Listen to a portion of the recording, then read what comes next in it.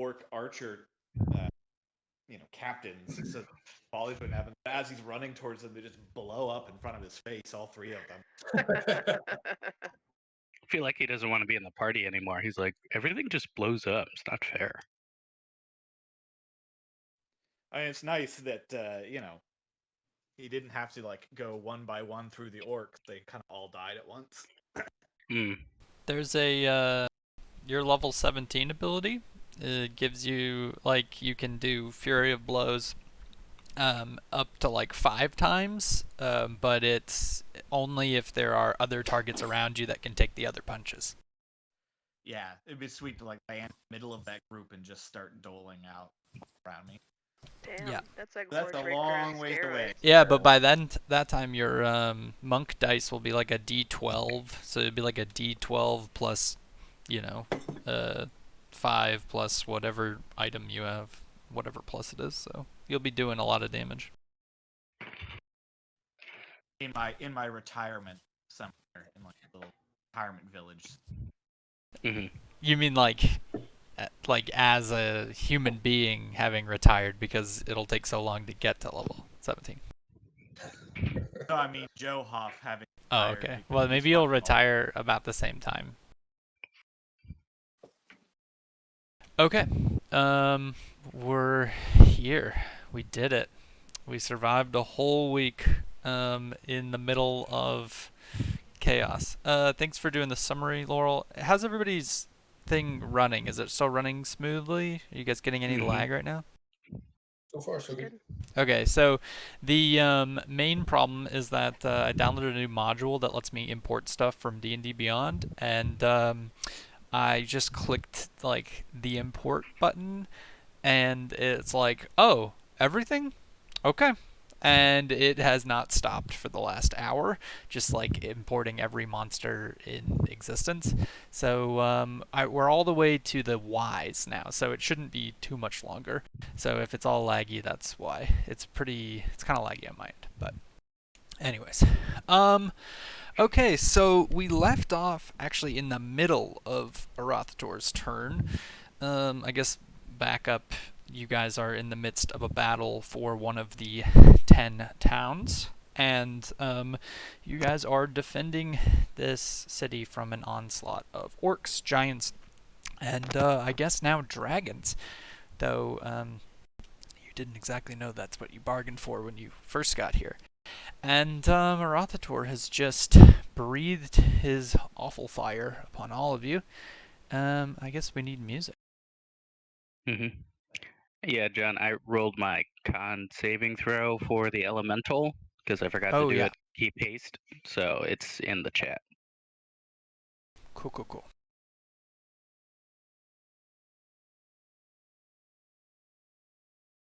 I can't remember what music we listened to.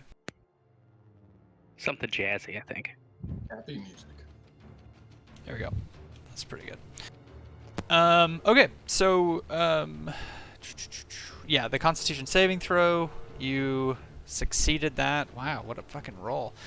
And you maintain your haste spell, which we eventually found out you shouldn't have had, but that's fine. Just the gods were generous and gave you extra magics. Okay, so Arathator breathes his icy breath on the three of you, and Isolde is knocked unconscious despite Veryl's efforts to shift the timeline. And Arathator then immediately moves towards your group and uses a legendary action called Wing Attack.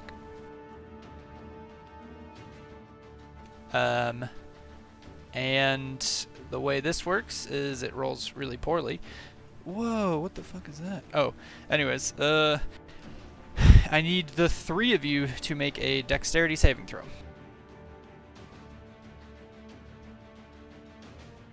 Didn't I just fail that? Yes, you do. Okay.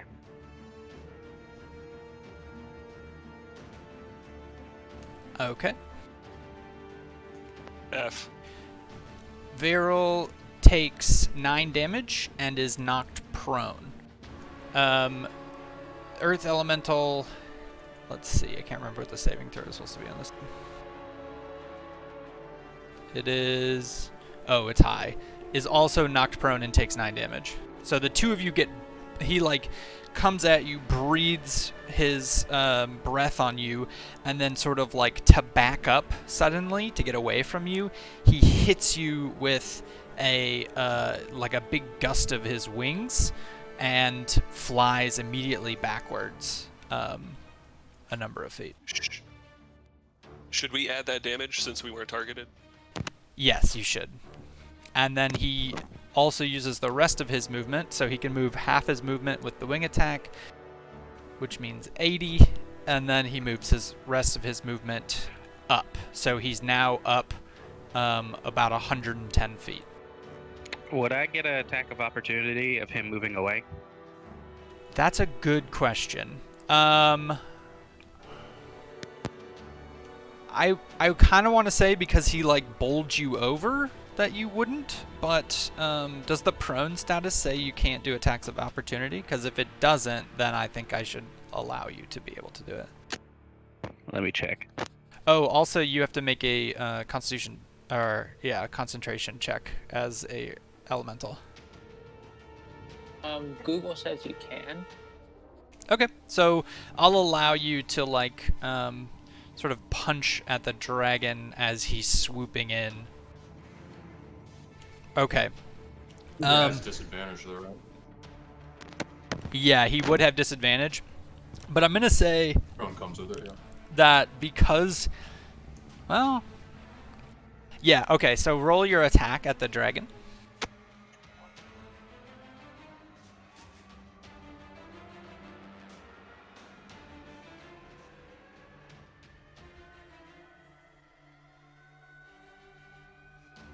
Wait, why did you silence yourself? Nope, sorry, go out that. Here we go. Alright, I missed anyway. Okay, so he comes in fast and you go to punch him like in the face, and he like dodges it, and then with just like one wicked turn, like hits you guys with a gust of wind that he uses to like rocket himself backwards, and does like a pirouette and flies straight up into the air, and now he is 110 feet up, and you guys are all bowled over. Did I just lose 2 death saves? No, it's just one. Oh, because it's not a melee attack? Correct. It's an area of effect spell.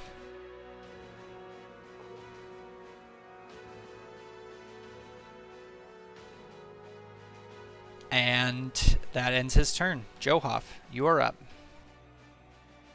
Alright. I'm gonna attack the dude up above me. Sure.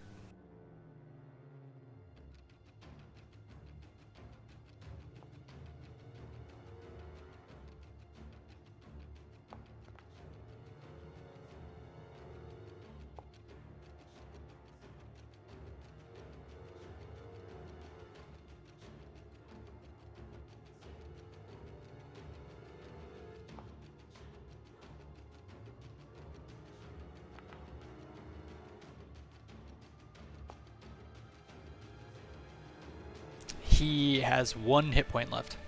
Oh my god. Okay. And then I am going to use. Oh my god. I took flurry of blows. That gives me 14. So I'm going to move 65 feet.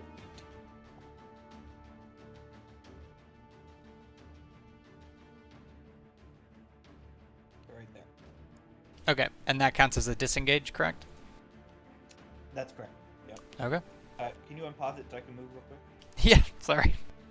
Thank you. And that's it for me. Okay.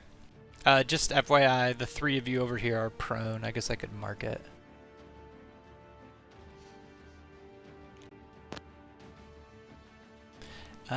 And it is now this young Ramirez's turn. And you are too far away for him So he is going to crawl over, the corpse of his master and attack DeMarcus.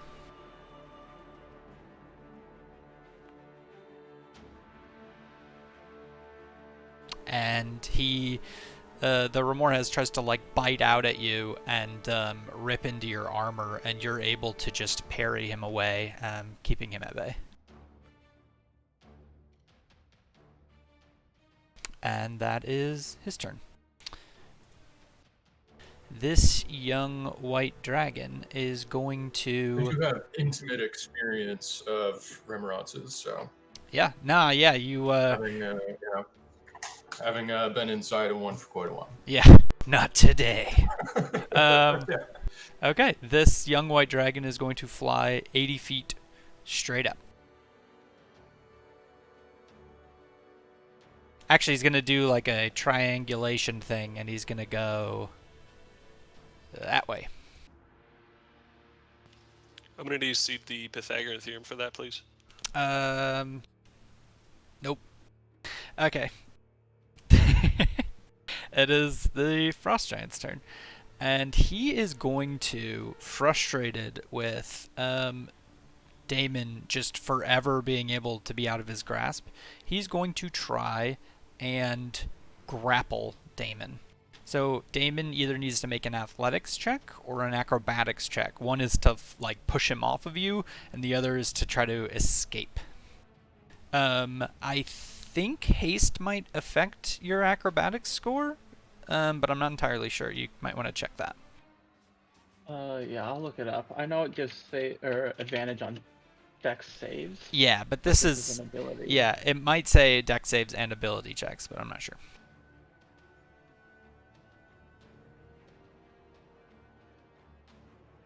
Yeah, no, I don't think it affects this. Okay, so he's gonna try to pick you up.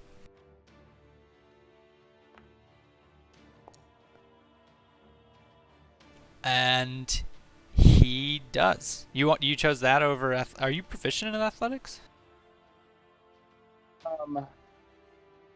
No, I am not. That's so weird. So my dex is like slightly higher than my. Yeah, because of the proficiency bonus. I think I'm proficient in acrobatics. Yeah. Yeah, you are. Okay, so he's been like starting to smack you with this giant like maul, and you keep just like zipping past out of his way, or it hits you and it just glances off your armor, and so he like kind of puts the maul down and then just grabs you and holds you in his hand, and then he is going to try to shove you prone, which means after he's grappled you, he's going to try to like smush you into the ground, and you have to make another shit, I can't remember how the grappled status works. Let me look it up real quick.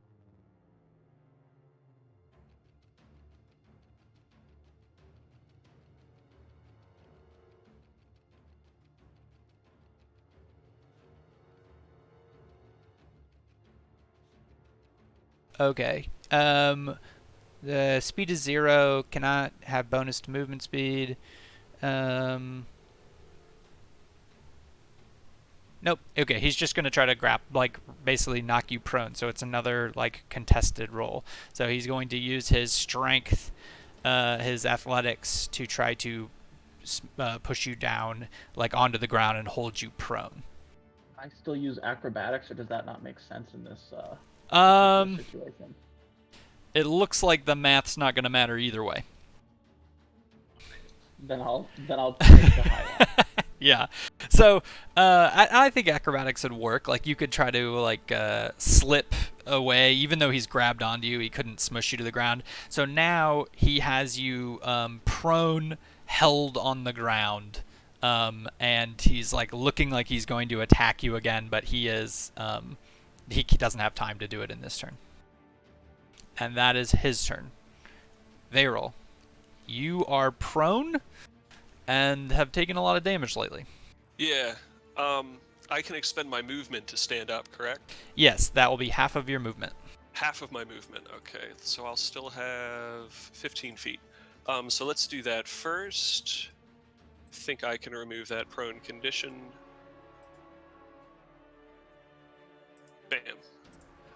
Bam. Now, if I were to cast haste on myself, could I use the additional action to give Izzy a health potion? Oh, The additional action includes using an object action.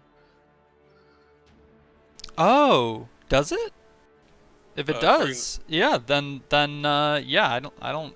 That makes sense to me. Okay, let's do it. It's going to be on me. Okay. And then I'm going to give Izzy a potion of superior healing. I don't. Can I target her and use that? Yeah. Let's do that. Hopefully it goes to her and not to me. I love those dice, man. Cool. Nice. And then, in the interest of self-preservation, and because I like to keep things Wait, at a you distance, bought a potion of superior healing? that was one of the things that I came in with Oh, the yeah. new character. Yeah. It's my horde, and so let me take 15 feet of coward movement, and then I'm going to Misty Step as a bonus action for an additional 30 feet of coward movement. Let me see if I can find it. Excuse that cool car in the background. Here looks good. And that's going to be the turn. Okay. That is. Oh, wait. Did you calculate it? Okay, yeah, you got the movement right. DeMarcus, you are up. Okay. So the dragon is quite far away up in the air, correct? Yeah, he sort of like crushed the group with his wings and then pirouetted up and is now high up in the sky, and you can still see him. And he's sort of like hovering there. It's not like he's like running away, but he is like moved to a safe distance. Yeah. Okay. I think Damon. Let's see. Damon is currently being crushed by a giant. Joe. Yeah. Okay. Yeah. All right. So let's see. I think DeMarcus is going to. Let's see the remotes. It's a problem. Yeah. Okay.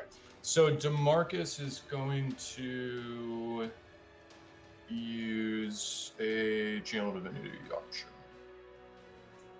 and sort of like looking back, seeing Damon get crushed, and like Izzy just kind of like resurrect, but everyone's still kind of in the target of the dragon.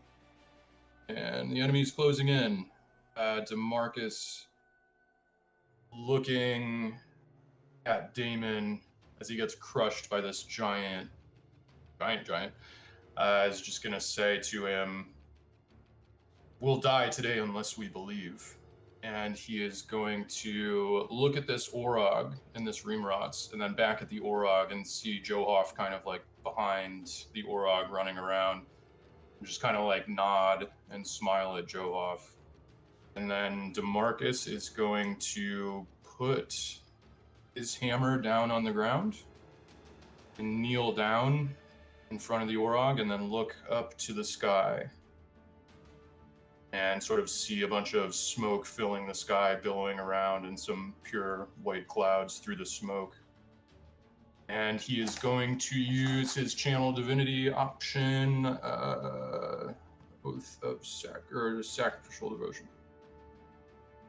Wow. I think I can use it from the toolbar. Right? Yeah, it's in the features. All right. And he's gonna say, as he's looking up, "Father Torm, just as you erred when Cyric deceived you, so I have erred and strayed from your path. Lord of courage and self-sacrifice, I offer my life to serve you. Should you find it worthy, may you rise me up, just as Ao once raised you, and grant me the courage to help my friends of goodness, recover this battle themselves and the world from evil." And he closes his eyes, and he waits a moment, and I will let you take it from there, John. The entire battle sort of slows down as DeMarcus utters this prayer, and the sky immediately darkens as it's like the light is being sucked out of the air, and all of a sudden all of that light concentrates into one beam and it comes down onto DeMarcus, and the light is so bright that everybody within this radius is completely blinded for a half second. And when the light ends, DeMarcus is no longer there, and in his place, a large radiant figure stands, covered in light and shining armor, with wings that sort of flap behind him. In his hand is a giant sword of light, which glows in an immense arc sort of out from the handle, and the entire area resumes its normal lighting, but standing in front of you is a divine-looking being. What else would you like to do? I have, let's see, 120 feet of movement, is that right? Yep. Does that include flying? Yeah. I am going to use the 120 feet and fly straight at the ancient white dragon, whether it gets me there or not. Sure. And as I'm flying at it, I'm going to try to sort of like taunt it so that it uses its attacks on me, hopefully, and not everybody else. Okay. I'll give you... Yeah. Yeah, you can't get up to its height, but you can be pretty close. That's okay. Yeah. So I'm just kind of like coming right at it, and I'm going to say telepathically to it. Actually, you said 120? Oh, yeah, you could reach it. Yeah. Oh, really? Okay. Using Pythagoras. Yeah. You fly directly at the dragon with immense speed, and you actually catch it. Okay. Let's see then. I will run some attacks on it then. Yeah.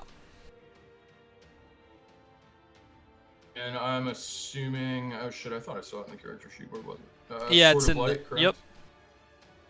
Gotcha.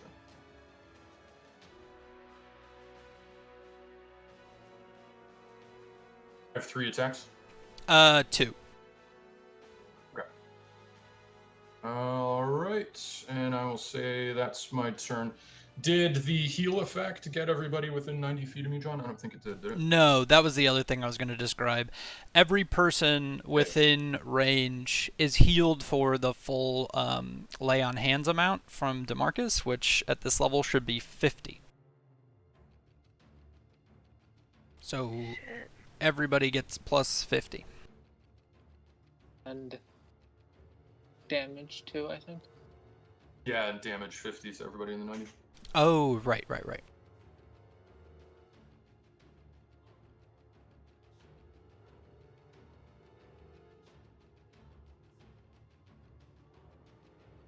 Orog is dead. Fuck yeah.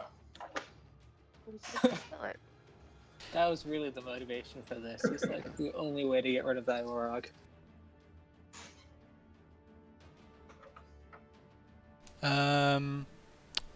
That looks right. Yeah, so as you form into this divine version of yourself, the Remoraz, the Frost Giant, and the Orog all suffer intense radiant damage as they start to dissolve. The Remoraz is still alive.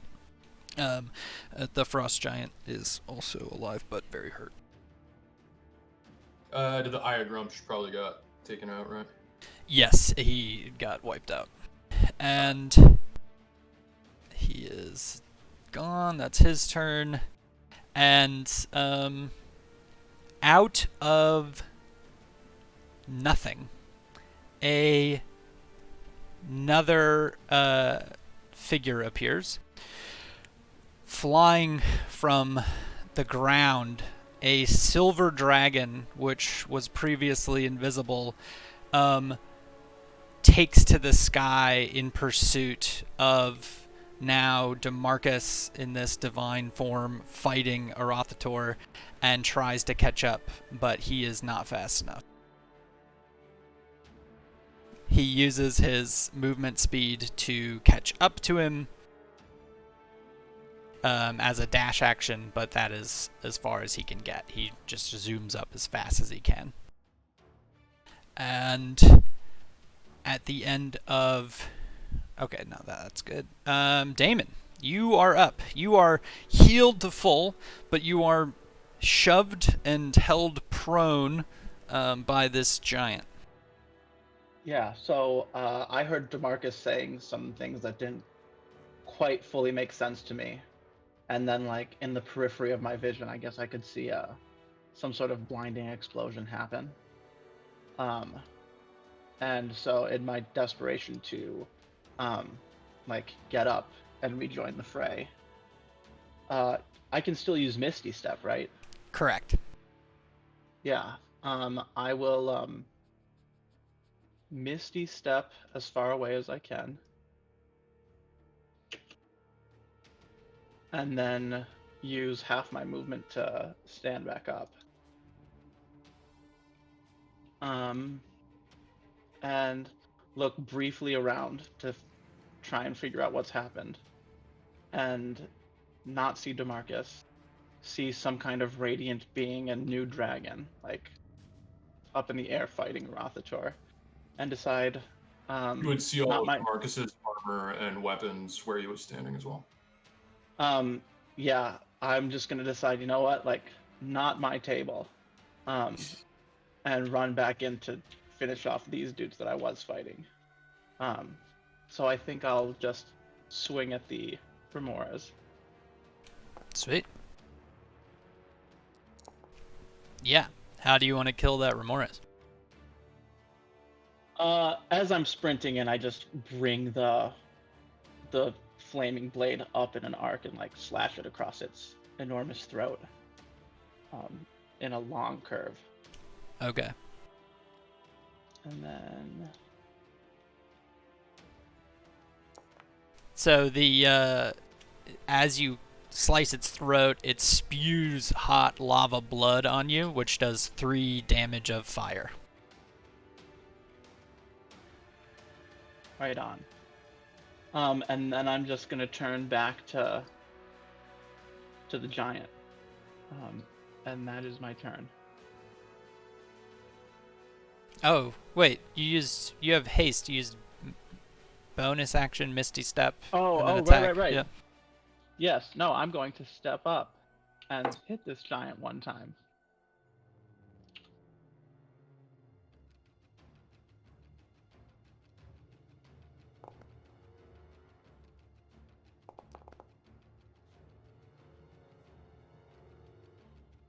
That's my turn. Yeah. He looks furious. You have basically thwarted every attempt he has made to just pin you down and make you dead. You are the most infuriating robot in existence. Okay. Taryn, you're up. I'm pretty happy with that result. Taryn will be... I'm still frightened by Rothator, right? Yeah, I think you make a save at the end of your turn to see if you've resisted it. So I can't move towards him. Correct. Alright, so Taryn sees the young white dragon start to run away. So he immediately steps towards it and then sees Rothator right there. And just Misty steps straight up 30 feet here. Let me cast that.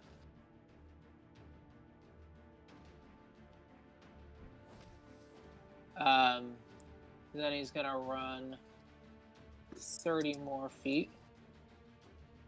Oh, he's 160 feet away though. Yeah, I don't know if you have anything that can reach that far, but you might. No, 120 is my longest. No, wait, I do. Yeah, I should have. Fourth level. This one. Got it.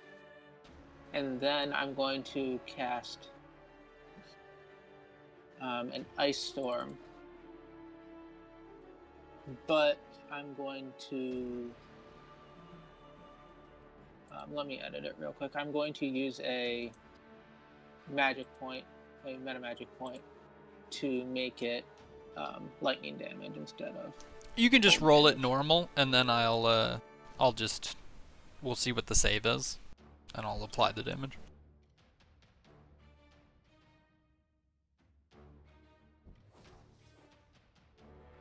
I had already changed it, so... Oh, fair enough. Wow. Wait, does it really do that much damage? Holy shit. 2d8 plus 46. Look at those rolls. Alright, yeah. How do you want to describe your lightning storm? So as the white dragon is flying away, Terran runs at it, points Threnody in the air, and just shouts something draconic, and like rolling black thunderclouds just surround the white dragon, and lightning just like ripples through it from like all directions, and then the body just falls at it. Yeah. Like scorched and it just bludgeoned. Pummels, it just falls, just dead weight all the way to the ground and crashes into some rubble. And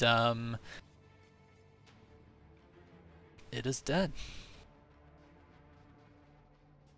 And Arathator, in the middle of sort of fighting DeMarcus's divine form and the silver dragon, this young silver dragon, which is sort of speeding up to catch up to it, sees this happen out of the corner of his eyes and lets out a devastating roar in anger.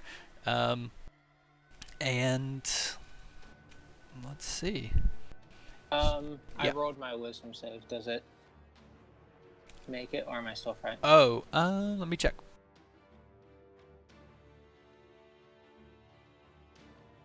DC 14, so you make it. Wait, creature can beat it at the end of each of its turns, ending if it's an effect. Okay, yeah, so you are no longer afraid of him. Just like so, like stoked about killing that dragon, I forget to be terrified. Yeah, you overcome your fear of white dragons pretty fast there. Okay, but in your sort of focusing on that dragon, a Orog has sort of caught sight of you and starts running to get you.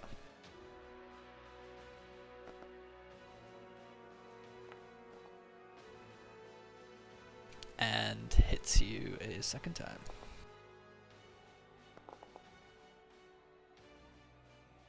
Are you concentrating on anything? I don't think so. Yeah. Oh. I've got a hex spell up. Oh. So, Constitution save. Very well. Okay. And now it is Vosner's turn. You are prone on the ground next to Isolde.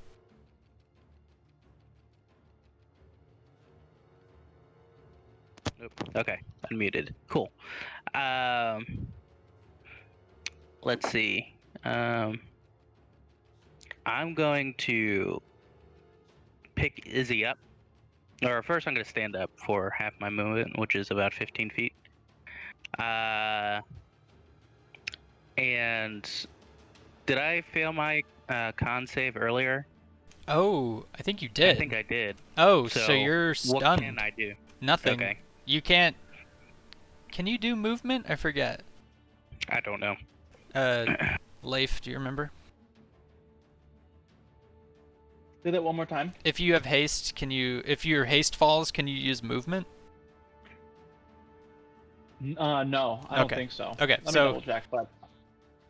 Okay. So yeah, I don't think there's much you can do. You spend your turn sort of recovering from getting blown over and losing focus of your magic. Okay. Well, I guess I just sit there then. Isolde. Yeah, it's can't move or take actions. Okay, Isolde, you come to consciousness from a health potion, and as you're drinking that and coming back to, or as you're being fed that, you wake up and immediately a bright light explodes in the sky, and a wave of healing energy flows through your body, and you feel good as new, except for you're exhausted. So maybe not good as new. And you are prone on the ground next to Vosner, who is also prone on the ground. Yeah, so considering the fact that I'm lying on the ground, I assume I just saw what I believe to be the visage of Torm flying overhead to fight this dragon. Yeah. Yeah. I'm going to get up and stumble my 15 feet. And I don't think that there's anything that I have that can reach that dragon, so I'm going to keep moving in this direction. And then, yeah, that's all I have. I'm just gonna start praying.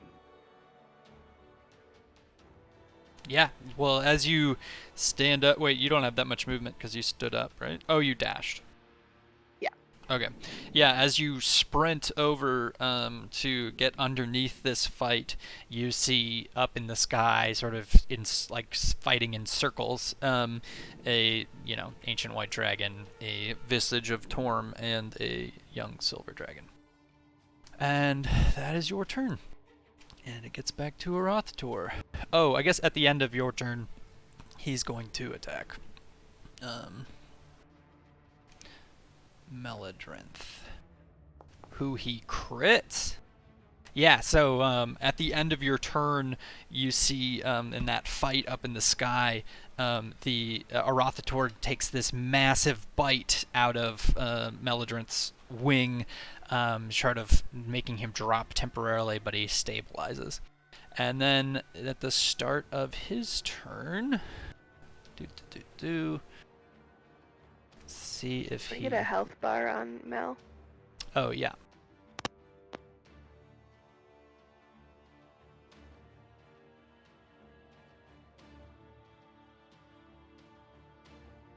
And at the start of Arathator's turn, let's see if he gets... Oh, I have to roll the Frozen Breath again to see if it comes back. It does not. Okay. Then, what he does is...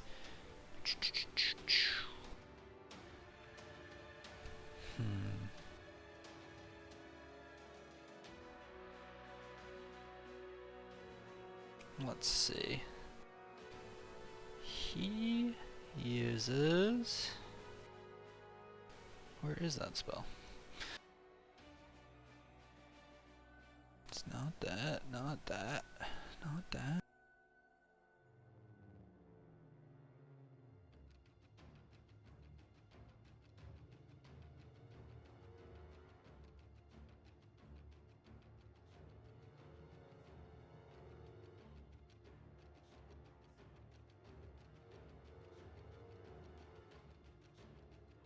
Oh, not that either. Okay. Sorry about that. He is going to use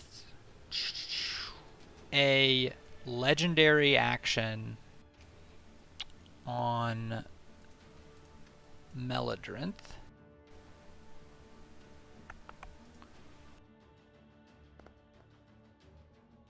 Which he saves. So you see with his magic, and it's this strange spell, ancient spell that Arathator casts. He tries to create this web of ice that tries to encapsulate Meladrinth, and he's able to break it, shatter that web with his wings. And Arathator angrily uses his turn to disengage and move another 80 feet.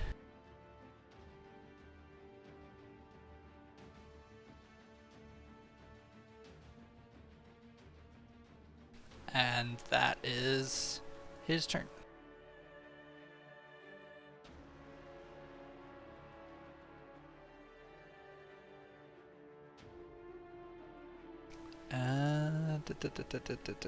Johuff, you're up.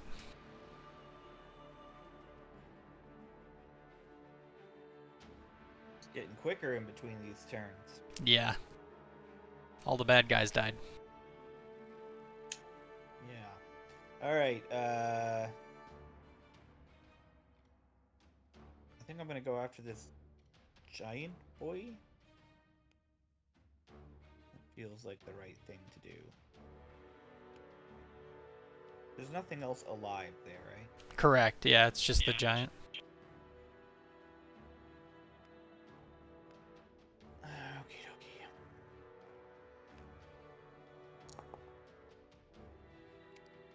Cool, good start. Awesome. Alright. I think this might be my last key point, folks. Wow. You know it's a long fight. Oh. Holy shit. Okay, finally. Something. Alright, and then I'm going to, somewhat embarrassed, move back a little ways and kind of look at the hammer like I'm wondering what's wrong with it. And that's about it. Alright. That brings it to the Frost Giant's turn, who is going to, once again, try to slash Damon with his Great Axe. And he does it! Holy shit. Damon, make the concentration save. Oh, he can't. DC 27. Damon, you I get... think it made it for me. Yeah, it did. Fair enough. Could I react to that, or is it too late? Yeah. No, do you want to... Try to temporal shunt that so Damon doesn't get annihilated here? Yeah, if you still have... I can't remember what all things you have left. Oh, this is a spell, not a feature here, so... yeah, let's do it. Oh, whoops. That was supposed to be... Yeah, you can target him for it. That's fine. Apologies here. Bam. Damn, what a spell. Oh, shit. Ooh. Or vanish, being thrown to another point in time, causing the attack to miss or the spell to be wasted. At the start of its next turn, it reappears. He fucking blinks him out of existence. Yeah, I'm gonna say, based off, wait, what the fuck does that mean? There we go. Basically, Damon is exposed by, like, in their interaction with each other, where they're fighting back and forth, and this axe is going to come down straight on Damon's head and is not going to be he's not going to be able to get out of the way, and right as he does, Varel blinks the Frost Giant out of existence, and he's just not there anymore. Jesus. And that is the Frost Giant's turn. Varel, you're up. Yeah, satisfied with that. That's great. And feeling like the course of this battle is now beyond him. Shit, I'm just gonna take my movement to get a better view and use Misty Step to take the dash action, and get right about here. Wait, Misty Step and take the dash action? Or sorry, first was movement, then additional action for dash action. Okay, you could still Misty Step. That's like a bonus action. Yeah, I don't know if I want to spend the spell slot. No, that's fine. It's just when you brought it up. Yeah, let's hold it. Sorry, I misspoke there. Yeah, no worries. DeMarcus, you are radiant. I'm gonna shimmer fly my 120 feet pursuing the dragon, and I'm gonna hit him. Yeah.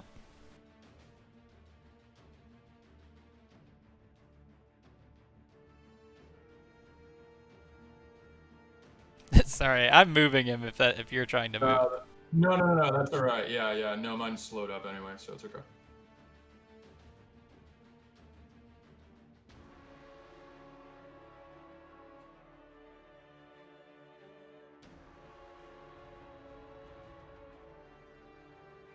Damn. Oh, shit. What a crit. Yeah. He does not care for that. And he is going to use one of his... Well, no, you're immune to that. That's fine. Okay. Very well. How do you want to describe you critting this dragon with your sword? Yeah, Marcus is kind of like pursuing it, and he telepathically sort of like calls out to it that while you've had your way with the North here on the material plane, you are very small fish in the material plane pond, and the gods will not let you leave here today. And as a Monitor kind of like turns, DeMarcus is caught up with him and just like runs him through with his radiant sword. Sick. He lets out this like just intense scream as the sword pierces all the way through him, with just like blood, icy blood just like pouring out, falling into the river below and forming like ice, like chunks of ice, like red ice in the water. And he looks you in your radiant eyes and remains silent. And this guy is dead. And Damon, you are up.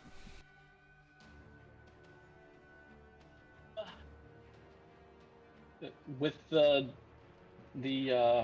giant just gone, I'm just gonna move closer, so that I feel like I can better protect the rest of the party. Okay. If things go sideways here. So Oh I'm gonna wait, run up to, weren't like- you stunned? Oh no, you weren't stunned because you weren't hit. Got it. Right. So I'll use a dash action to run up this way. And then I think, not really seeing much that I can do, I will just like try to look around to see who needs help. And then use a second dash to just run up to this Orog. And action surge to hit him. And that will be my turn. Okay. Sorry, I forgot to do Mel. Yeah, Mel's just gonna like fly up this way and sort of hover in the air, high up in the sky, sort of staying within sort of a protective distance, but not pursuing Arothter further, knowing he can't keep up. And now it is Terran's turn.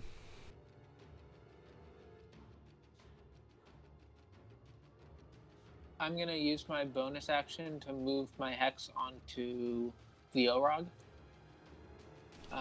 So he has disadvantage on Constitution checks. Okay. I'm gonna step over here. It's not Constitution saves, is it? It's just checks? It says checks, so I Okay. assume not. Yeah. And then I'm going to use my breath weapon.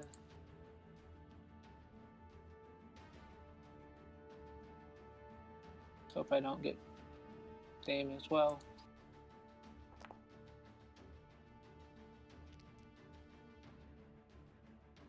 Oh, he critically succeeded, and you rolled real bad. Yeah. Yeah, so you let out this breath on this Orog, and he just sort of shakes it off, still chasing after you with his axe.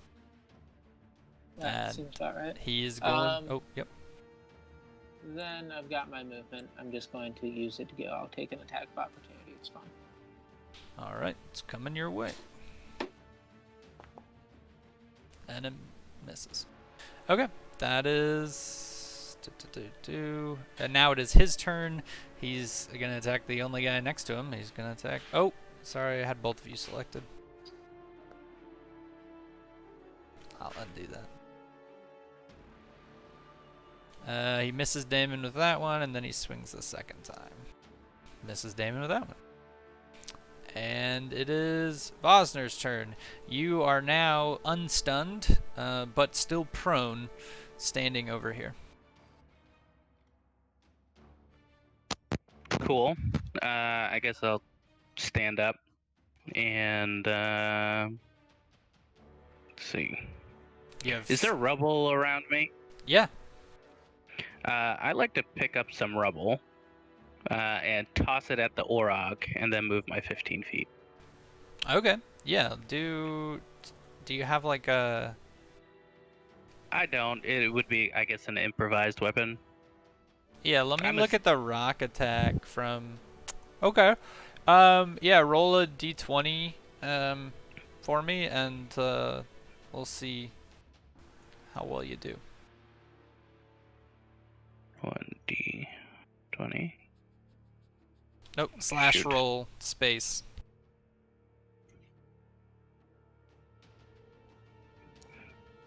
Yeah, shit, yeah. So, you do, let's say, 2d10 plus your strength modifier. Okay. So 2d10 plus 5. So roll 2d10 for me.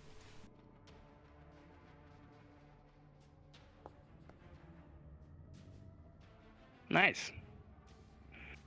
Yeah, okay. you so 16. Pick up a giant rock and hurl it across the battlefield and slam that Orog in the head.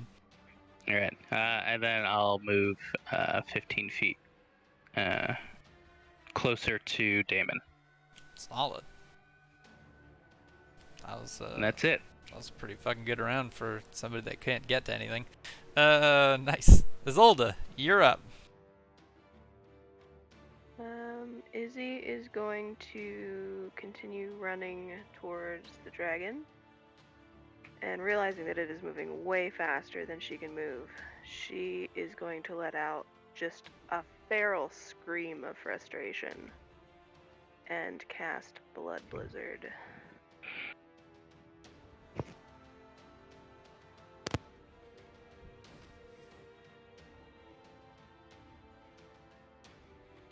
Oh shit, 300 feet, you can reach it. And it is what? Piercing damage? Yeah, it's going to use one of its legendary resistances to just completely fly through that with no problem. Her blood still collects in these like sharp blood shards and shoots over there, and it's staying up there. Yeah, fair enough. Is that your turn? Yep. Okay. It comes back around to Arathator. At the end of your turn, Arathator is going to use a legendary action to cast a spell from a staff. And he is going to hurl this down at you on the ground, Isolde.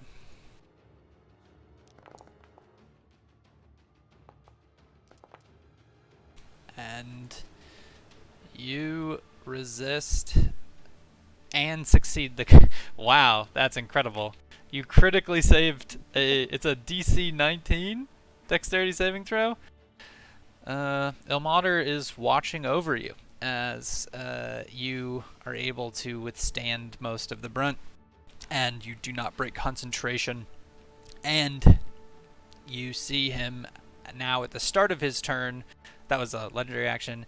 He is going to, in a state of exasperation, seeing DeMarcus continuing to pursue, cast Dimension Door. And he is going to... Yeah, I don't know why it does damage. I should not do that. He is going to blink 500 feet up and 500 feet this way, effectively off the map. And move his full movement speed, and is gone. And I will say... Oh, I guess there's still shit going on. Johoff, you're up.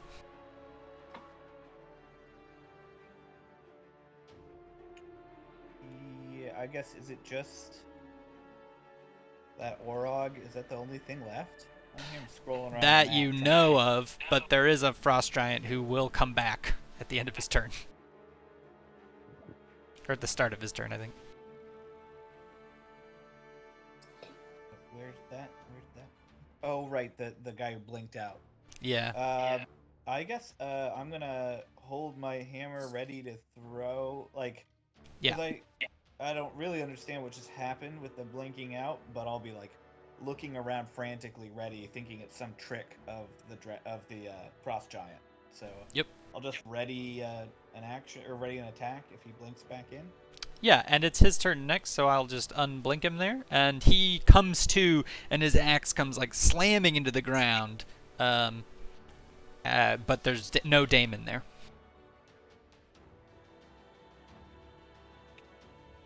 All right, so I can go ahead and do Yeah. that. Hurl a hammer at him.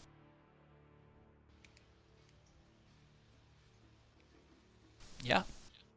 And it is his turn. Oh, that's how we started it. Yeah. So you hurl a hammer at him, and he's gonna run over to you and hit you as hard as he can.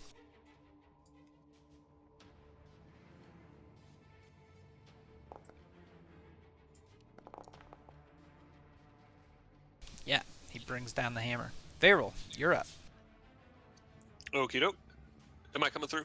Yep. All right, I'm going to use both actions to Chrono Spike as a cantrip that ice giant there. Cool. So it kind of is like a delay from him returning to this particular point in time. I'll choose to keep certain parts of his psyche within the other time frame to fuck with him. And Yeah. I guess cause psychic damage. Yeah. Let me give him one more here to finish him off. Wait, can you cast it? It's like Firebolt, isn't it? Basically, but So it's a cantrip. You can't cast it twice, though. Could I use my hasted second action to cast it? No, it's only for weapon attacks, I think. Oh, bummer. Okay, sorry about that. He's still got 11 damage. Yeah. Thank you. Sorry. It's fine. So I still have a second action, but there's nothing to do. Oh, yeah. No, I'll just stay where I'm at. Okay. DeMarcus, as you are in this form, you can feel the energy slowly start to drain from your exterior, and the light beginning to fade as the energy leaves, and the dragon is now beyond your reach, and you're hovering 120 feet over the fallen city of Tourmaline. Yeah. Sort of sensing that I can't do really very much else, and even like descending to the ground, I probably couldn't reach anybody to finish anyone off. So I sort of like slowly turn and survey the whole field, and you see his kind of like shimmering sort of celestial form sort of start to descend to the ground and slowly sort of like dissipate. And everyone hears just sort of in their heads Marcus say, in a very kind of like calm and kind of doesn't exactly sound like him. It's a very sort of like peaceful, sort of distant sound. And he says, "Rally, my friends, in case the dragon returns." And he says, "The gods favor this quest and journey. Beyond all the trials and losses, the hours of uncertainty, the only thing you need to see is that your courage and loyalty toward each other is a mirror for the goodness that you work to foster in the world.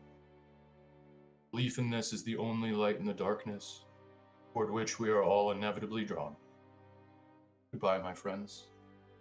And he sort of dissipates and sort of disappears in small little celestial streams of light as he descends to the ground. By that time, there's nothing left. And DeMarcus, what's left of him, fades from the material plane.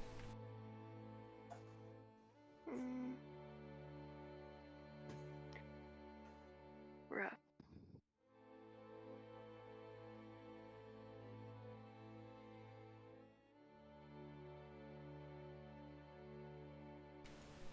And I'll say that Damon is able to kill that Orog, and Johoff finally puts the final punch on that giant as we sort of finish out the last little bits of the campaign.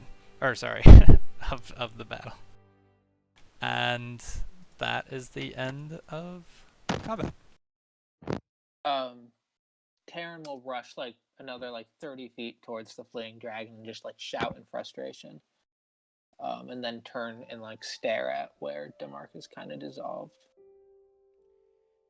And Joe Hoff, after that whole thing with Demarcus happened, literally just drops his hammer and pummels the giant into its face into a bloody pulp, just in a feral scream.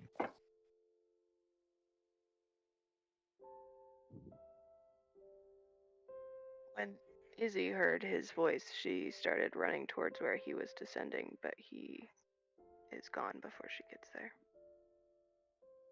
And she'll just kind of sit in the snow.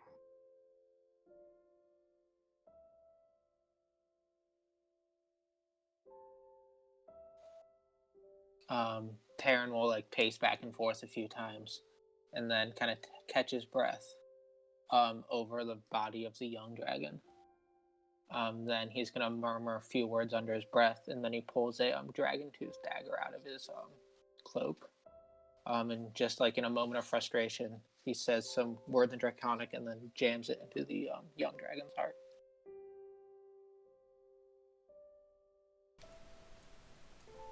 As you start that process, the silver dragon sort of trots over next to Isolde in the snow, and Izzy, your passive perception smells a familiar scent of rain.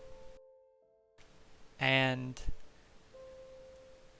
the silver dragon sort of stands calmly and watches as Terran performs this ritual, piercing his heart, or piercing his dagger, which none of you had seen before. The dagger he pulls out is bright and gold and shining and long and sort of curved, and as he pulls it out, he stabs it into the heart of this dragon, and you watch as the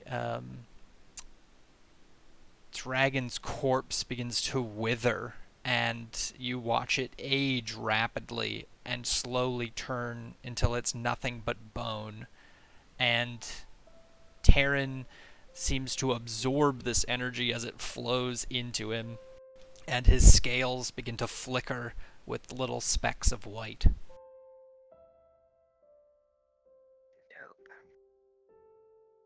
After he finishes it, he just drops to his knees.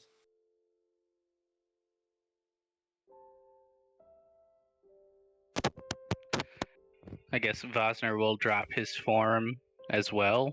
And the sand just kind of, sort of like a weird reverse sand tornado, as he just kind of walks out of it and stands next to Izzy, watching Terran do that. She is looking all around and not seeing Johoff, begins to yell out his name and is going to start backtracking in kind of a panic. Yeah. Isolde sees Johoff across the way, just pummeling the corpse of this dead frost giant. Yeah, she'll yell out to him to stop.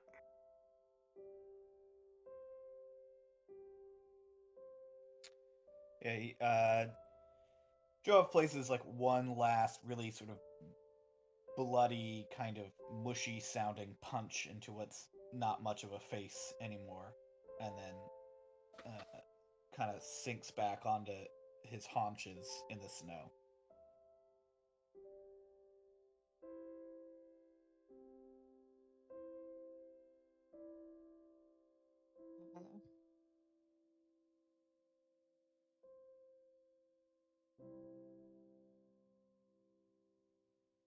What is Damon doing? Damon is not really sure what he should be doing, but he kind of like compartmentalizes the pieces he knows that have happened and is like, I'll put this together later.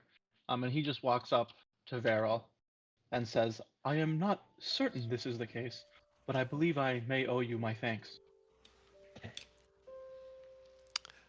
Veyra will nod and say, think nothing of it. And then Damon will say, those are skills that might be useful for me to learn if such a thing is possible.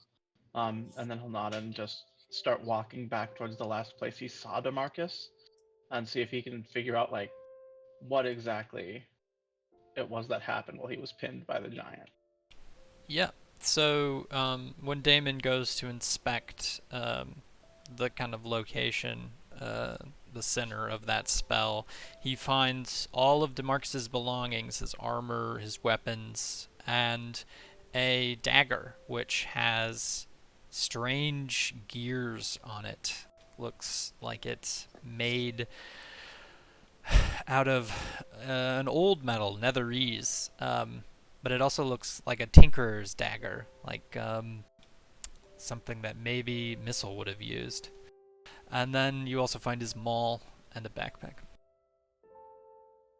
Yeah.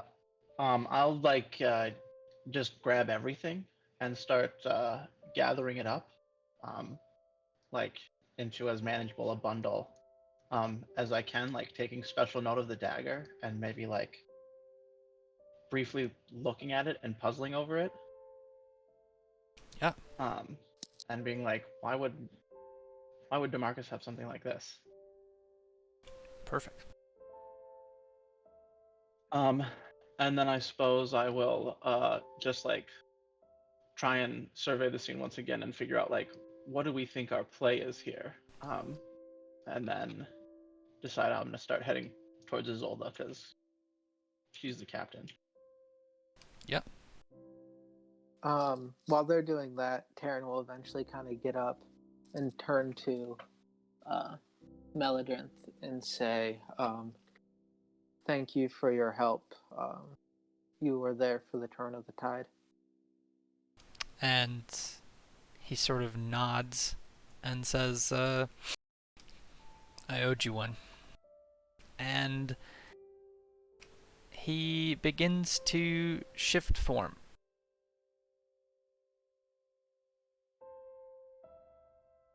And in front of you stands a familiar face. A man with silver hair who smells like rain. And Vosner will say, you did smell familiar. He said, yeah. It's usually a dead giveaway. And he sort of looks to where DeMarcus had once been in the sky. And he says, sorry about your friend.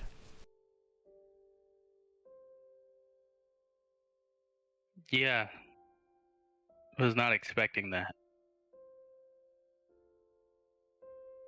I don't think any of us were, but he did save us. He nods. Says, clearly he was one of Torm's chosen to be able to have used that magic. Yeah. Gods are quite strange in how they treat their devotees sometimes. Taryn nods and says, but I think that's how he would have wanted it to end. Yeah. Feel like he would be or he's definitely at more peace than anything else. Haven't seen that in a while. But, Mel, what are you doing here? He says, I'll explain that later. We should probably get the rest of your group together and leave this place. Yeah, that's wise.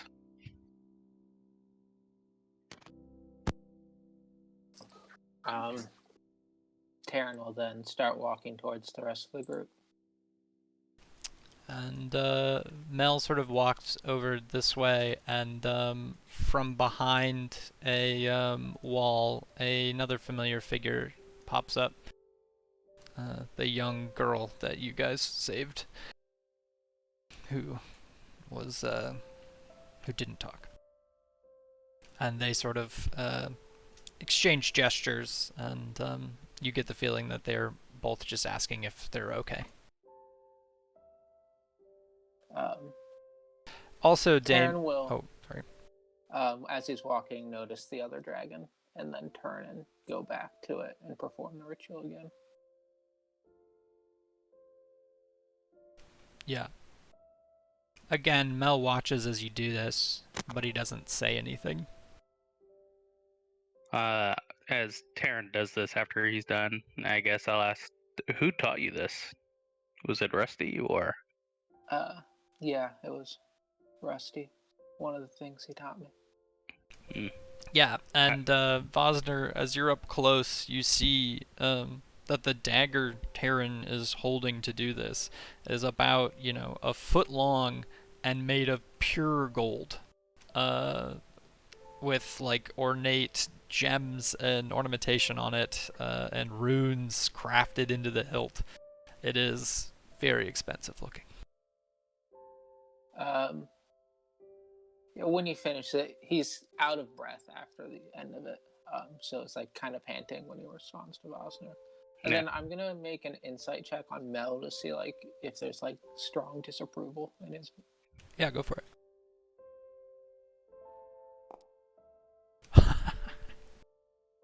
You get the feeling that he's not actually upset about what you're doing, but he's really curious how you got that dagger. That makes sense. And as I walk past and kind of shrug and say something like, "It's a loner from Azor."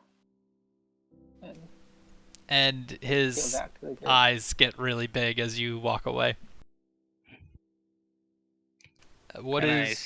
Say he's quite nice, but he really likes his treasure.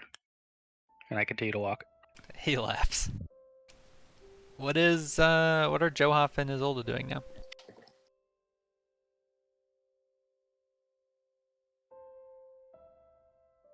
She just kind of like went and put a hand on his shoulder and didn't really say anything, but didn't want him to be by himself. And Johoff is sitting in the snow, splattered with giant blood, and just kind of staring off into space. When Damon comes over, she's gonna look up at him and just say, "So, I guess that is it for Tourmaline."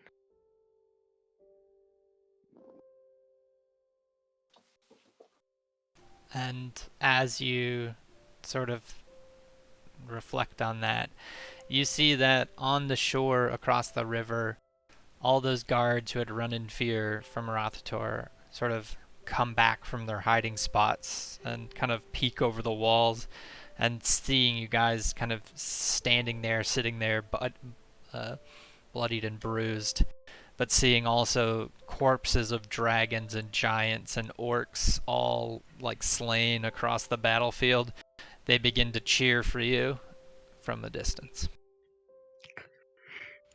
I scoff at their cheers. You hear shouts in the distance with random things like, yeah, fuck those orcs, and heroes of Tourmaline. I will say in response to what Isolde said to me, I suppose we will have to be satisfied with having held them here. The town appears to be completely destroyed.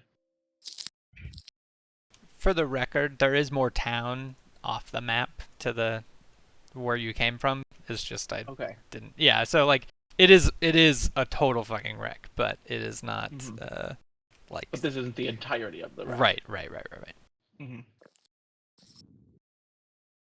And then after a brief pause, I think I would say, Tell me, what happened to DeMarcus? I do not I see don't him here. know. I don't know. I heard him, though. I think I know what happened. But you were closer. You didn't see anything? I did not. I was tangled up with a frost giant, unfortunately, when whatever it was that happened. I have his things for him here.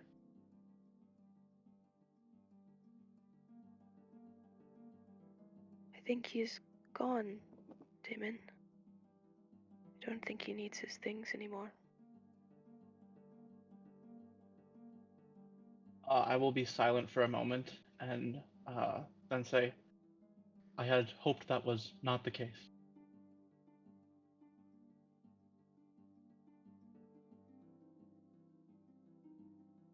I think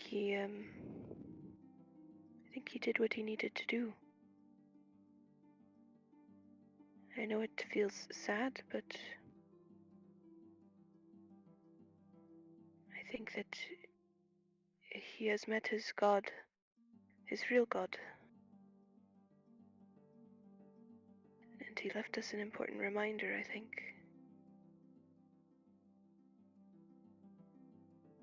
I think there is a time to be sad, but this is a victory. Hear, hear. I will just turn towards where I guess I would have last seen the radiant being, and just say, that is quite admirable, and then fall silent. Yes.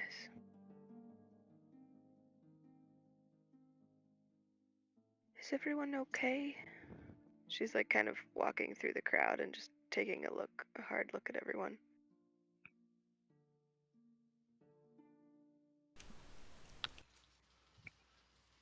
Vosner will nod and will be like, yeah, I'm fine.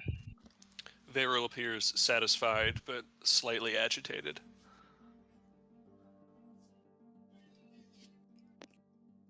I'll like pause and look at Terran's new scales. Yeah, shimmering white ones now on his face. I'll just give him a little nod. And go over to Mel. Thank you for your assistance. We were in the area. Why? And sort of looks around and then gestures north. In the far distance, even amidst the smoke and rubble of this city, you can make out just barely the great tree of Kuldahar. And he says, we're heading there.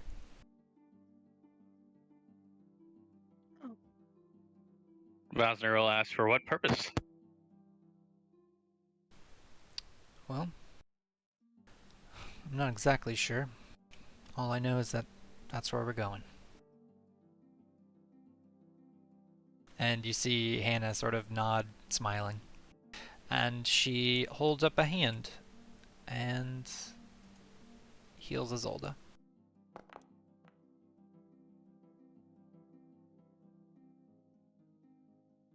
That's a girl. Mm-hmm. So you're not sure why you're going, but I assume you are being sent there. He says, indeed. By who? He smiles and he thought, I kind of figured you would know the answer to that question. I figured. Just as mysterious to me as well. I don't know them very well. He smiles and says, perhaps our fates are intertwined once again. What business do you have up here now? Oh, we think that Dragon has something of ours, or something we need at least. Also, having an ancient white dragon doesn't seem to be good for the area, it looks like. He stops you. He says, he's not ancient. Oh. Well, is he younger? Indeed. He says he's not even the most powerful dragon in this area. You're talking about the red dragon. He says, oh, old Clouth? No. He doesn't get out much. Then who? He smiles. He says, well, hopefully one day you'll get to meet him. Taryn, you know of one other dragon in this, or actually, you probably know of 2 dragons in this area that Mel might be talking about. One is an ancient white dragon named blah blah blah blah. Let me pull it up. Blah, blah, blah, blah. Yep. Cool dragon name. It's a technical name. One's the silver, right? Yes, one is a silver. And then there's the ancient one.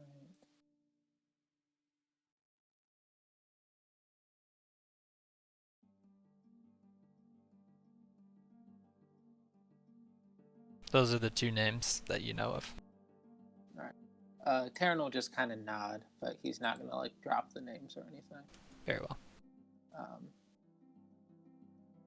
He will ask.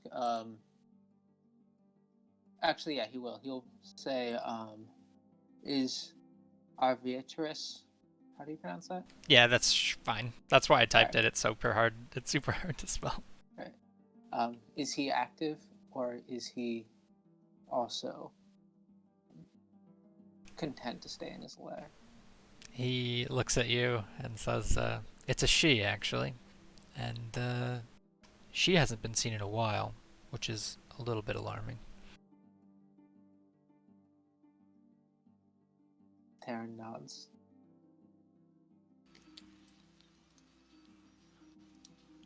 Vigor will wander over after hearing talk of all of these dragons and ask, was there any reason they would have wanted me?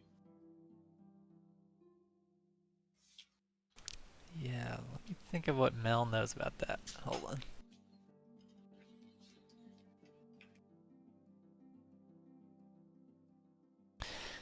He would say, not that I know of.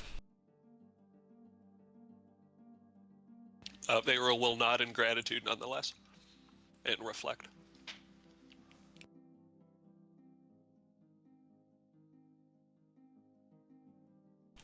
He sort of turns to the rest of you and says, very well, if you want something from that dragon, I'm sure you could try to follow him back to his lair. But, otherwise, what else are you going to do here? It is, the hour now. We are hoping to just keep as many towns safe as possible. But we're not sure, which way the forces are moving next. Have you seen anything? Other giants? He nods and he says, we've been in the area for a day. From what we can tell, the giants are coming out of, and let me throw you to the map.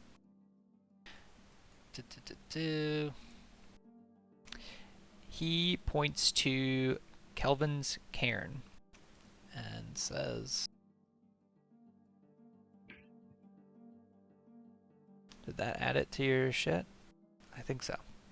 The little icon. He says, they seem to be housed in there, the giants. That historically was once a place that the frost giants lived. It appears that they've reclaimed it.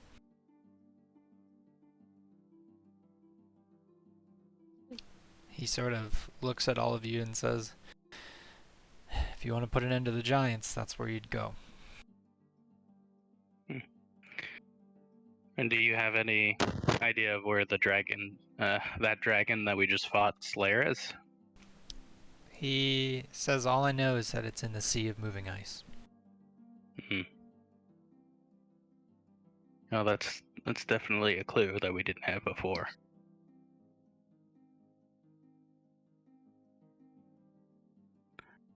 Vosner will turn to Hannah, because she's the one with the yellow eyes, right? Yep. And he'll pull out his sort of like ritual augury pieces, and he'll say to her, "This is all kind of new for me, and I guess we'll figure it out as I go. But I feel like I don't know. We're connected more so than I fully understand. Are you the one that I talk to when I use these?" And I show her those they look like rune sticks, sort of, little bits of petrified flowers and things. She smiles at you and looks very happy, but she shakes her head no. And then she draws the shape of a crescent moon in the snow on the ground and points to you. So the moon goddess then. She nods. Will I find her, or is she related to the one by the great tree that you guys are headed to? She nods. Vosner looks puzzled, but happy and confused at the same time. There's a lot of things going on. He's not exactly sure how to handle this, but just something for him to chew through. And he says, "Oh, thank you for your wisdom, your guidance." She gives you a big smile. Awesome. He kind of smiles, and Paco pops out, and he just gives him a scritch. He's just kind of listening to the rest of the conversation. I'll throw you back to the battle map, but you can always check out the map of Icewind Dale if you want. Just in case you want to move around and stuff. Cool. Are people coming closer, or are they like settled on the other side of the river? At the moment, I was giving you like a small break, but you can tell there's starting to activity starting to continue on that side of the river. People are starting to come more towards you, but there's still a lot to be done. There are a lot of people on that side that were injured in the battle. They were sort of carried across the bridge, and so it seems like they're pretty occupied trying to keep people healthy over there. And let's take a quick break because I have to pee, but also a break to say thanks, Matt, for playing with us for so long. Yeah, no, thank you guys. It's not the end. I have to, drop out of the campaign for at least a little while here, probably like a few months. But I'm gonna keep up with it, and I'll keep watching the Twitch and everything, and I'll talk to you guys about it. And maybe in the future, when my schedule changes a little bit, I'm kind of planning on maybe jumping in as an NPC if you guys are still going in a while, or doing, whatever kind of one shots you guys have. So. It's a bummer and it's super sad. I know I cried when I was doing it earlier. It's definitely like not the end. I mean, I'm going to keep D&D-ing with you guys. So hopefully it's not too painful for you. We'll miss you, man. Yeah. I'll keep up. I miss you already. Yeah. So one thing that I did want to do, there was two ways to do this. I could either have kind of like DeMarcus, say a bunch of meaningful things to everybody, or not. The meaningful thing, as I was planning it, started to seem a little bit like was just taking up a lot of time. And the thing that I didn't like about it was it also seemed kind of like very meta-gamey in the sense that like DeMarcus is like an angel now and he's telling all of you what to do. And I felt like it would kind of like, you know, take autonomy away from your characters. So if you want, and John, this is up to you, if we want to like split the difference somehow, maybe if you guys want some kind of like personalized words of wisdom from DeMarcus, you maybe could find some writings in Dorm's book that he was taking, almost like journal entries. If you want that, I'd be happy to write it up for you guys. If not, then I think that it is kind of cool for you guys to kind of like, you know, rather than DeMarcus be like, remember me this way and do this, like you guys, maybe it's a part of what you do to kind of like, you know, make that your own thing and think about it yourselves. Yeah, that's a good thought. So yeah, however you guys want to run it. If you want me to write up something like Well, you found DeMarcus's let's work. thoughts in the book, then... Let's figure out something for next time. I think maybe I kind of like it. I like both ways, to be honest. So I guess I'm not. Yeah, I don't know. Yeah, I like leaving it up to you guys to kind of like think about it and not me just kind of like put a giant. The good news mark is, on it, but... yeah, the good news is that DeMarcus had a lot of scenes with characters sort of telling them, you know, his view of the world, and I think they've all been influential, and so maybe they'll be more influential now in light of his passing. Okay. I think it works. I'm going on a 5-minute break, but feel free to keep talking. And then also, Matt, you can always stay. It's not like you have to leave or anything. I was just wanted to address it. I'll just find my way out the door. I'll take my coat and leave, guys. Bye. Jeez. Killing me, man. I wish I had a 4-cheese slice of pizza to raise. A lot. Don't even. With hot sauce. Don't worry, one day. The words 4-cheese pizza could make me so emotional.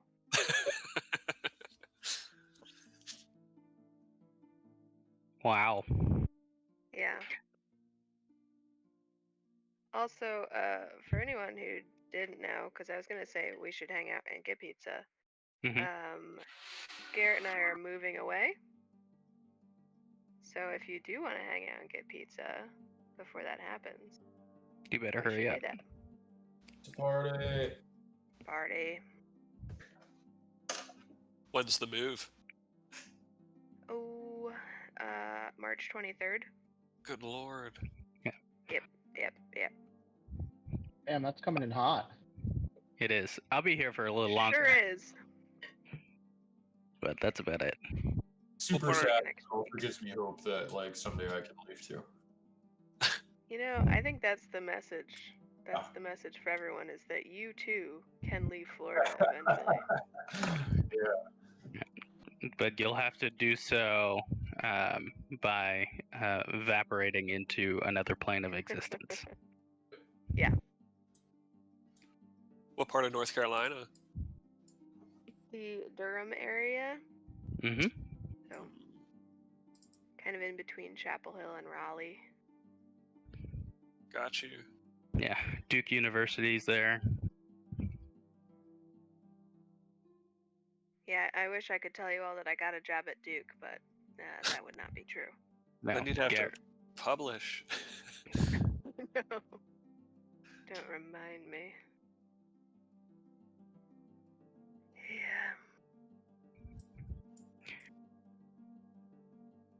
Yeah, but I got a cool job up there, so it's pretty great. Congrats. All around, man. It's also like 20 minutes from where my dad and stepmom live, so nice. They can teach us how to raise a baby. Because I don't know what the fuck to do with babies, but we're going to have one in a couple months, so... Pretty sure they just do their own thing. I don't really think you need to do much. Feed them, burp them, wipe them, make sure they don't freeze to death. I think that's about it. I think you can, like, nestle them into a drawer, like a bunch of kittens, and just let them sit in there. My understanding of babies is the opposite, that up to a certain age, any living thing is seemingly actively trying to kill itself. And you have to try and just keep it alive. That's the whole goal. Save them Like from that the- egg in high school, right? Yeah, it is. It is the most active threat to its own existence. You know, that really checks out. Yeah. My sister-in-law did a little head dive off of a high chair, and my best friend growing up apparently rolled off of a changing table and into a trash can. So, I leaned against an open window and almost fell out of it, but my grandma caught me by the ankle. oh my So, god. yeah. Damn. That would be funny in a sitcom, but that sounds terrifying. It Like does in real sound life. terrifying. Definitely gonna keep them in a drawer and away from all windows. Or like a closet with blankets in it. Leaned against an open window. Do you mean to say like window was totally open and you went to lean on it but nothing was there, so you just went out? Or if you're muted, if you're replying, sorry, man. I feel like it was like a Wile E. Coyote thing where he was like Yeah. leaning on it and then realized Exactly. it was open. Whoops. Yeah. Did the double take and then realized there was nothing there. Oof. Alright, no windows. Check. Trash cans. Yep. Just gonna live in a little baby bunker. No power outlets. So, I think we should just raise them in the woods, right? Yes. That's the moral of the story. We did it for a while. Everybody turned out, relatively okay. So Yeah.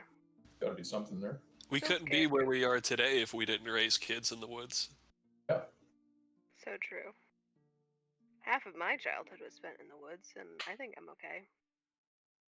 That's why you're leaving Florida. I mean, I don't think that you can raise a child in the woods in Florida, but you can do No. it. in They Carolina. turn out weird when you do it that way. Too hostile an Like environment. Florida woods kids are like they eat frogs and stuff, you know. The fuck?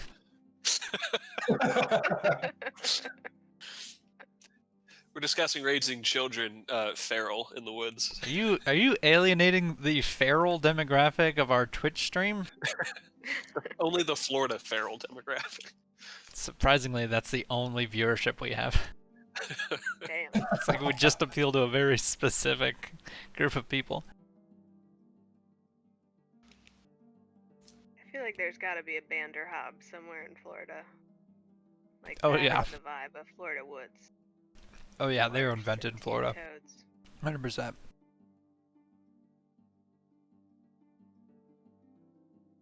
And old Bart's from Florida, I think, too. He sure looked like a Of Florida course. man. Who did? One of the good old Poor boys Joe down here. kids. Okay. So, we kind of stopped in the middle of stuff. You guys are chit-chatting with Mel and Hannah. And Joe Huff, what are you up to now? Same thing as before, sitting staring into space covered in giant blood. Got it. Damon, what are you doing? I guess just like standing on the periphery, listening to what's being discussed and trying to ascertain, what the rest of the crew thinks our next move is. Or should be. Yeah. Izzy's gonna kind of look around at everyone and say, well, I suppose if we wanted to, I guess, cut off the giants at their base, we could go to Kelvin's Cairn.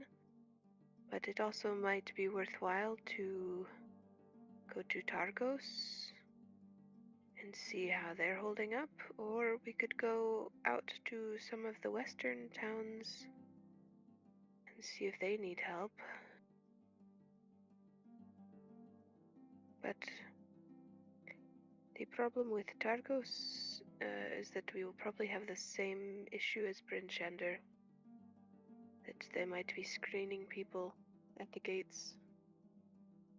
So perhaps Kelvin's Cairn is the best option, and she kind of looks over at Mel. And maybe Kuldahar, which is beyond it. He Sort of exchanges a glance with Hannah. Sort of turns back to you. He says, I think we'd have to go to Kuldahar first. I don't think we have time to go into the depths of the mountain. I understand. I think, at least for me, I'm not sure if Kuldahar would help us right now. There's a lot going on in town.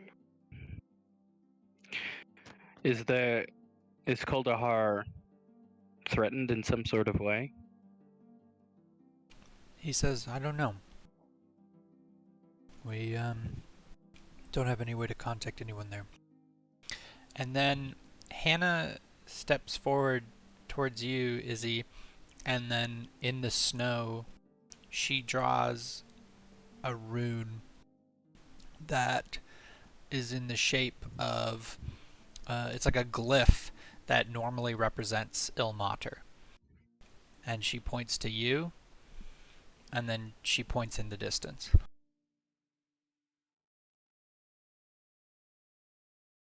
At the tree. Yeah, I mean,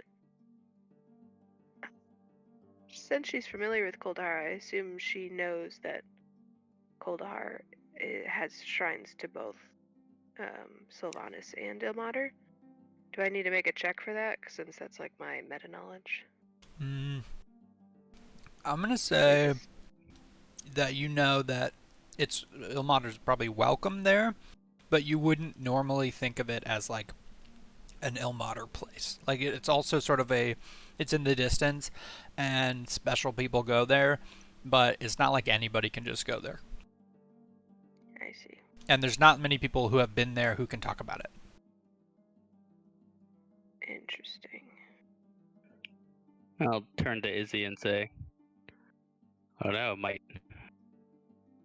it might be worth it to check out Kuldahar first." I'll is look at.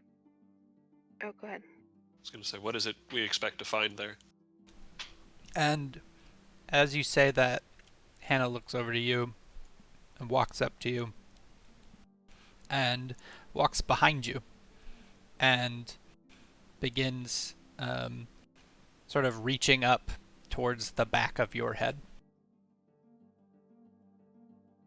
And she's pointing. Pharaoh goes, I see then.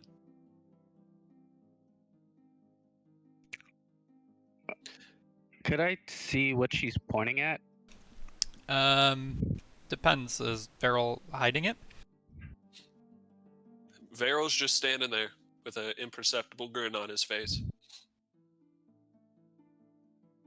If it's not perceptible, is it really there? I don't know. Roll an insight check. On He's what not character actively sheet? doing anything. Yeah. I don't know what I'm doing. I don't understand. She's gonna like kind of step towards Hannah about Ilmater, and she kind of vaguely gestures to Veril. And she continues to point at the back of Veryl's neck. Can I like look? I want to look. There's just hair there. Varel sees you looking and pulls his beautiful platinum hair forward over his shoulders to reveal. Is it an hourglass? I think is Yeah. what it was. A purplish blue kind of illuminating scar. It's like scar tissue, but it's like illuminating, purplish and gold, or purplish and blue in the shape of an hourglass. And Varel will say, "There's been enough signs today to confirm that what we need to do is divinely ordained." And he'll gesture at the sign of Ilmater on the ground, the mark of Mistra on his neck, and in the general vicinity of where Torm saved the day earlier.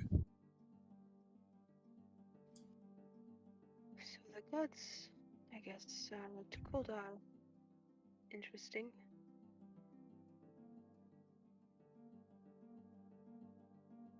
And she'll kind of look at Veril and Hannah and then Mel. It is a bit of a journey to Koldahar, I think.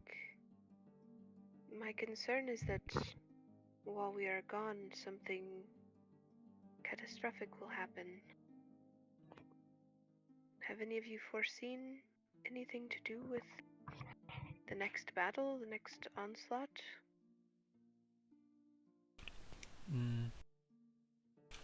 Mel Pharaoh just shakes his head no. yeah, and Mel will seeing Veril say no.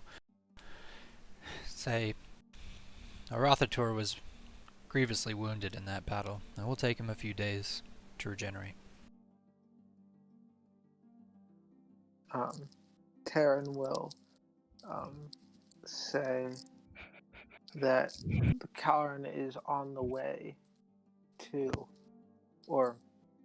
Calvin's Karn is on the way to Kaldahar. Perhaps if we go there first, we can buy 10 towns enough time for us to do what we need to do in Kaldahar. He sort of looks frustrated. Says, getting into that mountain is going to take more time than just getting to that mountain. And he sort of looks torn.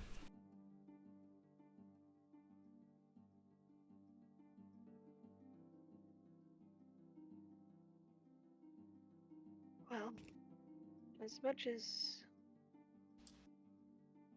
my instinct is to stay and protect the towns, I think what we saw today, I think maybe it is best for us to have courage that whatever the gods are calling us to do at Koldahar is worth it. Vegral will turn around towards Hannah and say, "Is the journey that far north urgent? Immediate?" And she sort of nods. And, yeah, I guess that's all she gives you. I'll look at Izzy and say, "Well, there it is." I suppose while we are traveling, I will try my best to scry on the, on my father and make sure that Bryn Shander is safe. And I can always use sending to ask him and keep us updated on the way that things are moving in 10 towns. But if we're going to go, I would prefer to go quickly so that we can return just as quickly. He says, understood. If you get us to Kuldahar, I can help you with the mountain. Good. This is a good deal. He sort of lightens up and says, well, can you fly yet? Kind of laughing. Last time we went on foot and it took forever.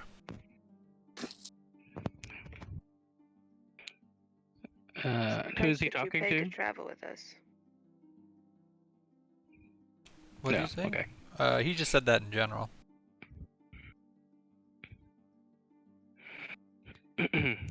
If you give me, if we rest for a bit, I could fly at least. He smiles. And maybe call some friends. And he says, I saw that in battle. That was very effective. And by the way, all of you hit level 11. Woo! Ooh. Boom. I should have done that over the break. Fuck. Jonky Druid. Well, that won't hit until we take a long rest anyway, right? Oh, well, yep. That's how that's going to work now. Good rule that you've invented for us. Well, I mean, you get new spells and shit. Yeah. That's, Yeah. I gotta update that. Joff gets new spells. Yep. sure Nice. does. He's a divine caster now. Sweet. Yeah. Okay. So then I guess back that up. You guys aren't level 11 yet, but you can start working on it, I suppose. Well, hold on. Maybe don't put it in. Have you put it in yet? No. Okay. No. So Mel sort of looks at all of you and says, "Well, can you fly now?" Terran shakes No. his head. Very well. I suppose we can walk. How long of a journey is it? I'm still not familiar with the north. It's a good question. So, at your normal walking pace of 30 feet per second, that ends up being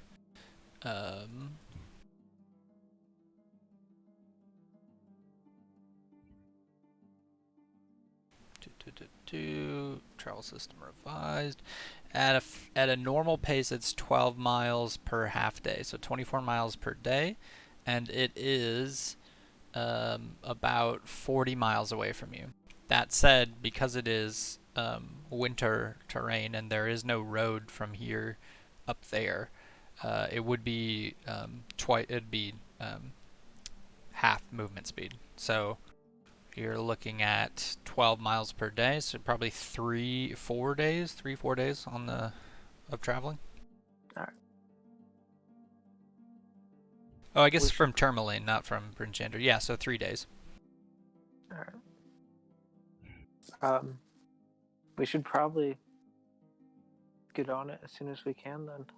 Are we all good to travel, or do we need to rest first? Well, again, if we rest, then at least I can fly and call some of my friends to help us. I wonder how long that lasts, though. It's like an hour. Yeah, an hour. Well, flying at an hour is much faster than trudging through snow. Yeah, I would speed up your trip significantly if you were blowing spells to do that. You can cast it at a higher level and summon 4 eagles, I think. Would that carry all of us? It's like basically 300 pounds per eagle to travel at normal pace. Anything, and they can carry up to like 480 pounds, but they start slowing down. So it depends. But with 4 eagles, you flying in normal form, that should cover 5 people at least, and then I guess the 2 lightest people could double up. Yeah, if there's, I mean, because Fosner could transform into something as well, right? Oh yeah, and somebody could he could be an owl as well, or a giant eagle. So you could have literally 5 giant eagles from Vosner. Yeah, Good and work. there would be 5 of us left now, so. Yeah. I Still, think I weigh over 300 pounds as a baseline. Yeah. So it would be, the eagle would be slowed down. Slowest eagle.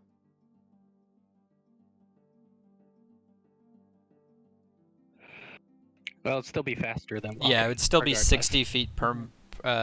It'd be 60 feet per second, and then it would be with no move speed penalty. So Right. it'd basically be 4 times faster than normal foot travel. Right. Up here, at least. Or you could ask for griffins, or you could contact all of your many friends. There's lots of options here. Yeah. I think my way is a little freer. We just need about 20 minutes, so I can get my wild shapes back, or 2 of them at least. Right. But can you summon animals again? Yeah, it's a spell slot. Let me see.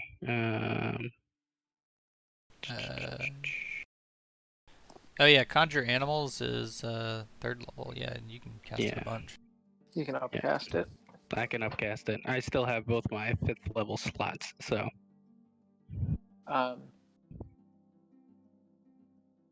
Taryn will ask Isolde if she feels good to travel or if she wants to spend the night here before we start, because she went down. Well, if we've got a couple days' journey, I think it would be alright if we took a short rest and then left after that. Like I said, I'd rather go quickly. As tired as I am from all of that. And she does look a little run down, but she's like trying to not let it be so visible. As you guys are standing there chatting, you can make out in the distance that something is going on with the guards to the west of you. And far in the distance, though still approaching, Isolde, you can see from your vantage point that Raynor has arrived to Tourmaline and is talking to the guards. He is sort of accompanied by a number of very strong-looking guards, wearing elite-looking armor, and they seem to be communicating with the town guard of Tourmaline. She's gonna kind of duck back behind Damon and just say, if we are going to rest, it's not going to be here. We need to move. And she'll kind of like gesture over towards Raynor and say, that is the head councilman that I've told you about. Do you really think you'll start a problem after we just saved the city? She's like already taking her Ioun stone off and putting her hood up. I don't really want to wait and find out.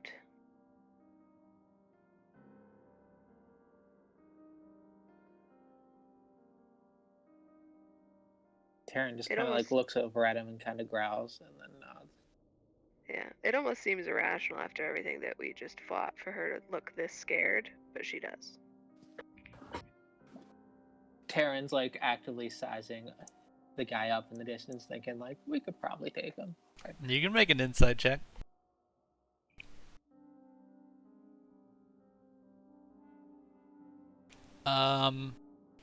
He, with all of the armor and furs he's wearing, he moves like this weighs nothing to him.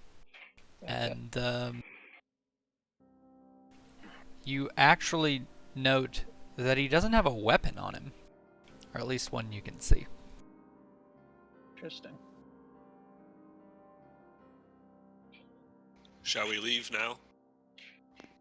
Yes, please. Varel will kind of move this way just to kind of intercept him before he gets too close, while whoever stays and whoever goes. Just to put some distance between him and Izzy. And you still hear kind of like various chanting people after the battle is won.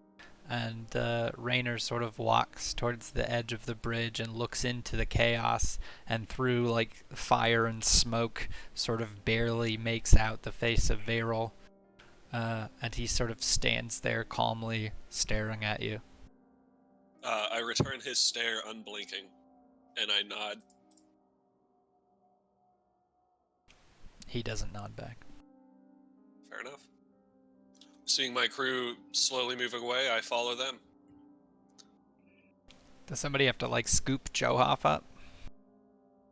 Yeah, she's trying to get him to come with her.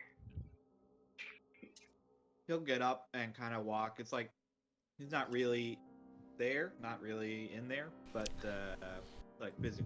Does Johoff pick up his hammer? Oh yeah. Yeah, Okay. for sure. Because you talked about him just casting it aside. I was wondering if that was just dramatic. It would have probably been sitting right next to him when he sank into the snow, so he'll just grab it and go. Very well. And you guys head kind of into the destroyed part of Tourmaline, walking past all of the death and destruction, past all of the orcs that you guys demolished, and until you get to the other side of the city. And you exit towards the north side of the gate, and you find yourselves in the wilderness, facing... Do we want to take a short rest right before we leave the ruins, so that like we still have shelter. I can get a shelter wherever we go. Okay, well, never mind. And now you guys are on the north side of Tourmaline.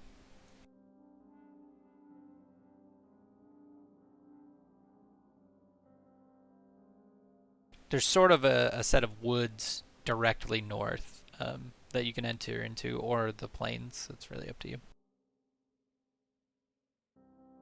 Cover of woods sounds nice. Okay.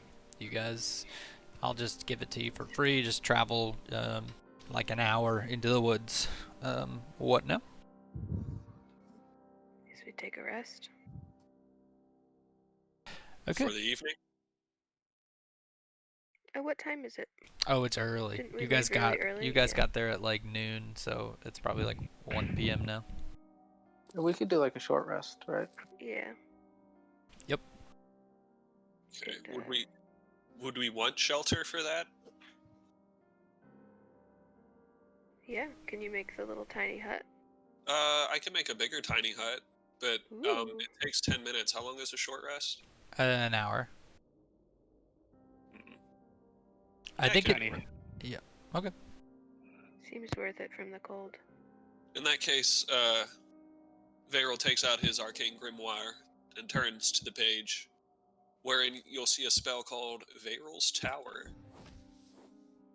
Self-named, of course. And I create what you see there, a two-story tower made of, let's say, stone. It's nice and round, 20 feet tall, 10-foot diameter, and then on the bottom I will put... Let's For the have... record, I'm just yeah. gonna hand wave it and say that the tower is 10-foot diameter on the outside, but it is 20-foot diameter on the inside, because Ooh. this, if you actually look at like how the spell works, you could only fit like 4 character tokens together in this space, and it would be Okay. pretty fucking cramped. It is still tight. It's still not like a very spacious place. It's like a tight little, it's like you invited everybody into your university room office. Yeah, 2 stories, of course, with a Yeah. spiral staircase directly in the center. And on the bottom, I'll have the lounge. Actually, no, let's do the dining space, table, chairs, and a fireplace to warm up. And then up top would be an unfurnished empty room, wherein Varel will retire to take his short rest. Sounds lovely. I'll sit in front of the fire.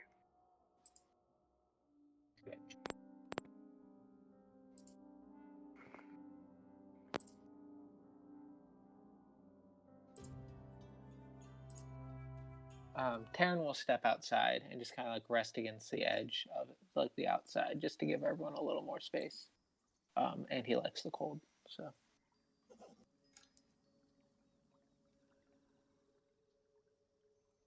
You guys sit inside this tower, except for Taryn, I guess he stays outside, and I guess Taryn outside too, and through the windows of this tower, you guys hear just like the nice sounds of winter, sort of birds chirping and trees kind of cracking in the distance.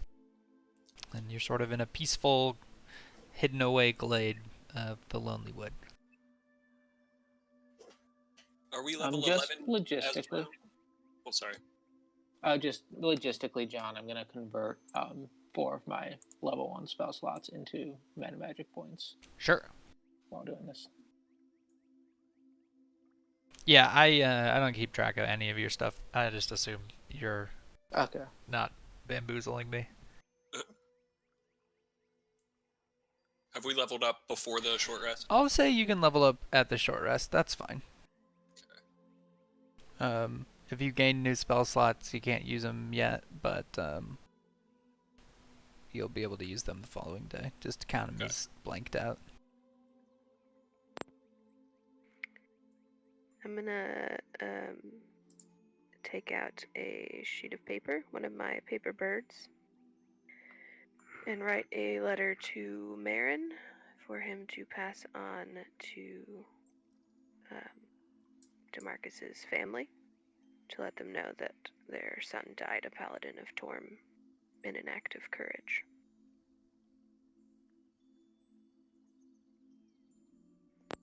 Okay. I'm just trying to figure out. Okay, they travel at 8 miles per hour. Got it.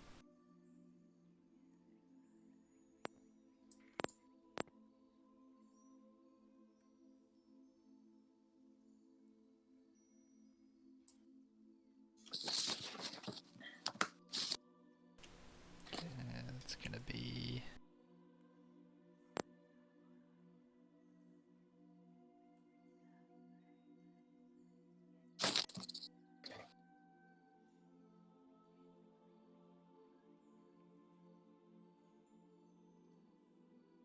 Oh, you know what? I don't think I have those anymore. Why not? I think they got eaten up by the ooze. Oh, they'd be a magic item. I think they'd be good. Okay. But it will take 10 days for the letter to get there. I just did the math. That's fine.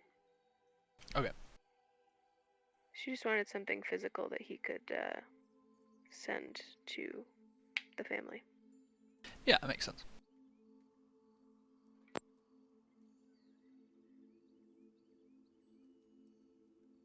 What is Damon up to?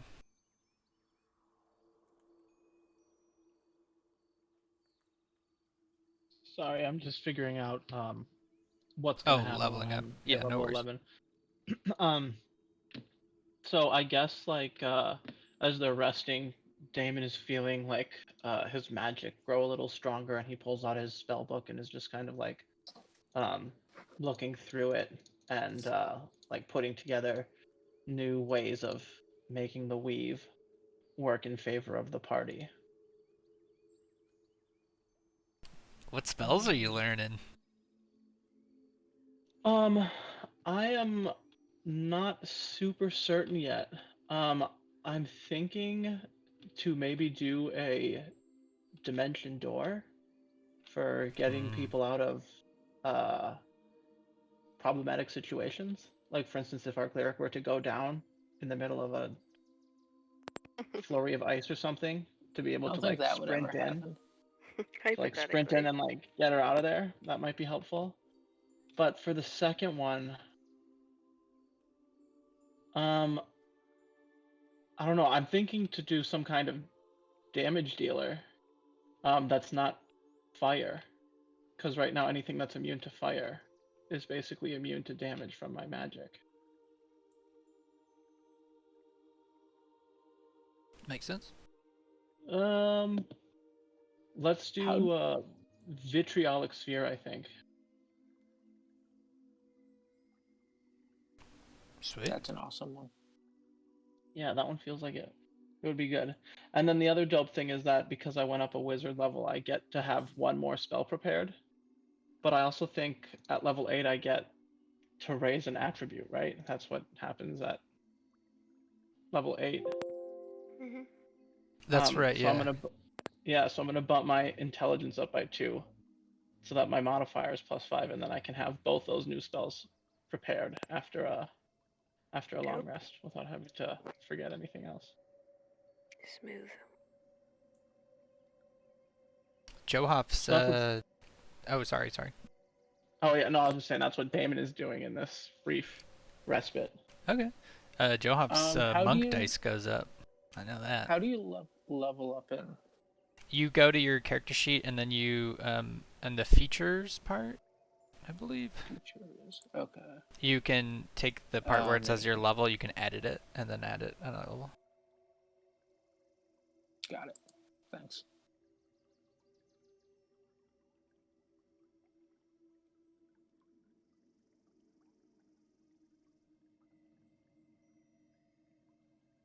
Yeah, Joe now it's 11 key dice, and then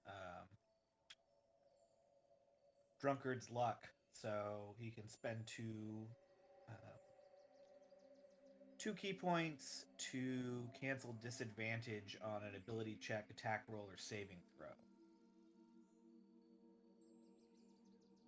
That's pretty sweet.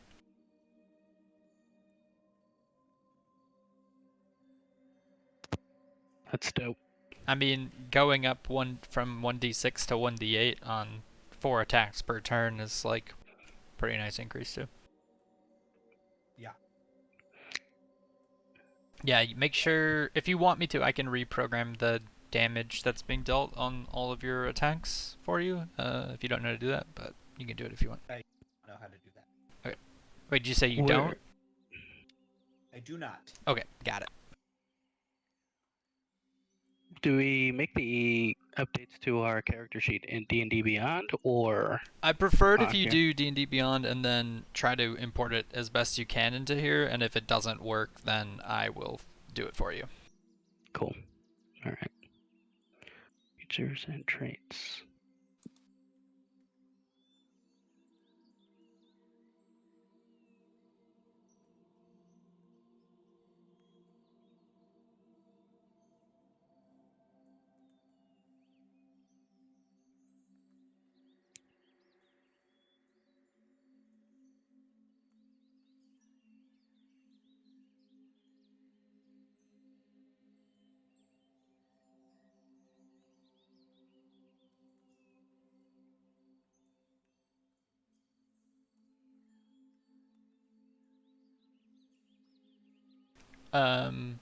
Is this the one level where like Izzy doesn't get anything? There's like one level Yeah, for pretty cleric. much. Yeah. I do Rosner doesn't get one much. 6th level spell. So, I'm, as always, balancing my desire for her to have badass necromantic death spells and healing spells. Does your like destroy undead get stronger or something? I don't think so. Maybe. Where's that table?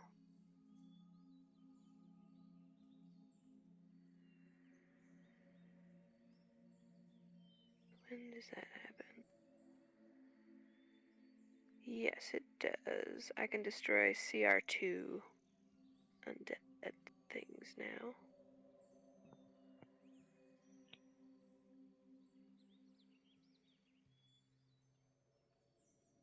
Yeah. Oh, also, it says I have 5 cantrips. Did I learn a new cantrip?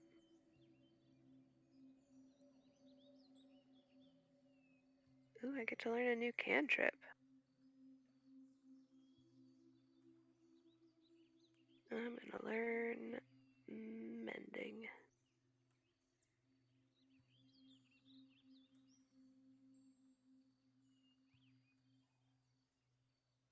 Okay.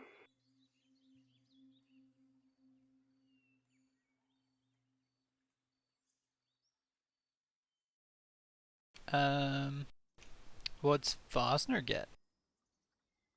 I don't think I get very much. I think I only get a 6th level spell slot,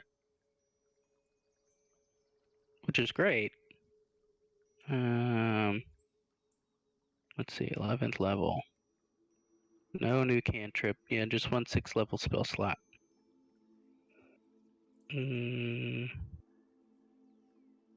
Yeah, that's it. Very well. They can't all be good levels, I guess. Yeah. Oh well. Also, during this break, you can attune to things during a short rest, right? Correct. All right. Taryn will take off his Iron Stone and replace it with the wand. Oh. So you got a wand in one hand and a staff in the other? Pretty much, yeah. That's pretty cool. Like a spellcasting pirate. I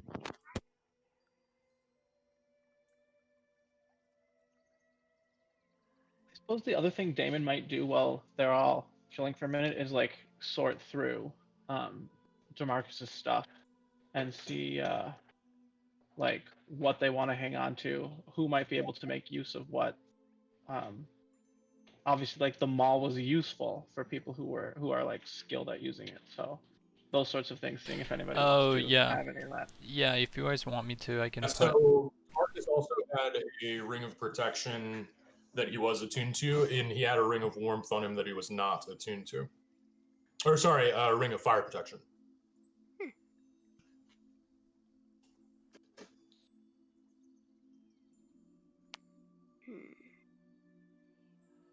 Yeah, also, is his armor nicer than mine? His armor was mithril full plate? Oh, I think mine is too. Yeah, correct, yeah. Yeah.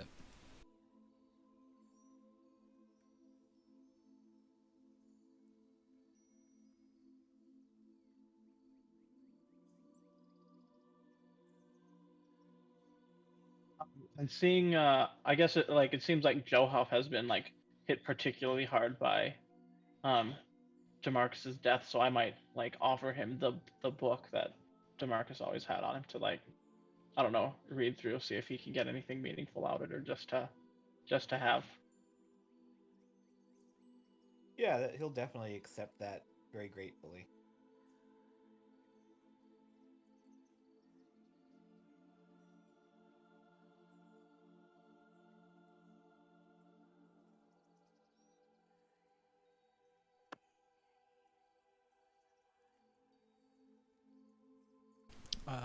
Let me edit Johuff's attacks.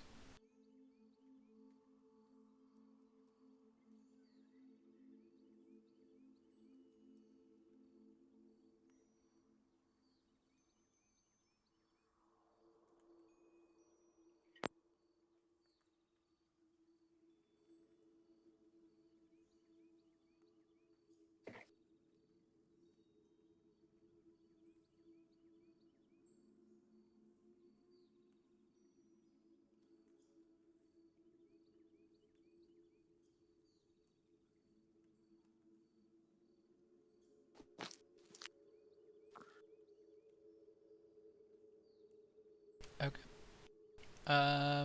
So did you say Johuff was getting the book? Is that what's going? Oh, I forgot what you guys were just saying. Yeah, I offered that to him to like look through, because I know like he and Demarcus were kind of like, in some ways it seemed like they were almost like drinking buddies at this point, and so Sure.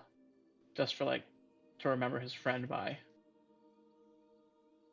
Yeah. Well, it's a magic book that I believe requires attunement. There's plus 2 on religion check.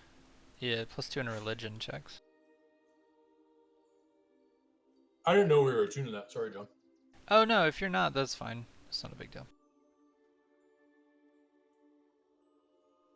Yeah, I assume the attunement has more to do with using it. Joe's not gonna like use it for anything. It's more gonna be like a memento.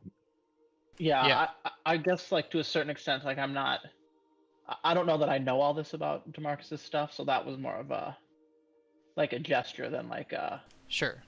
I just tactical decision. I threw it in your equipment. Who took the ring of protection from Demarcus?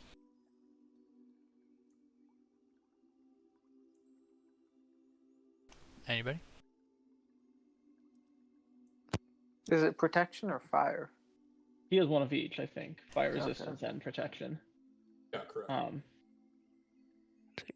Oh, no. Let's see, I'm attuned to 2 things.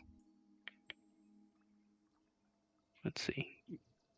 I You're already have a cloak attuned- of protection. You're attuned to the Staff of Withering, I think. Staff of Withering, and you said the Dragon Scale armor I had to attune to. Correct, yeah. So I have 1 slot open. Should take it then. Yeah, I'll take the Ring of Protection. How much protection does it give? Oh no, you have the Pendant of the Moon that also requires it. Oh, well, never mind. Ring of protection is just regular +1 AC. Okay. Who still has like space to attune to things? Johuff, I think. Not me. Because I Doesn't have the space to attune to one thing. Doesn't the Ring of Protection also give you save bonuses? Yeah, +1 Yeah, to saving throws and AC. Yeah,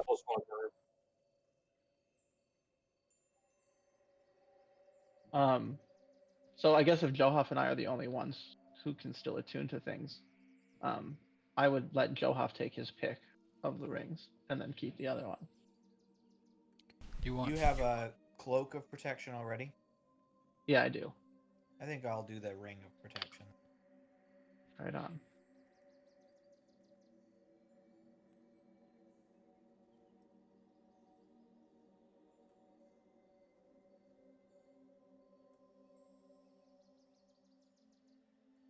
Okay, it's equipped.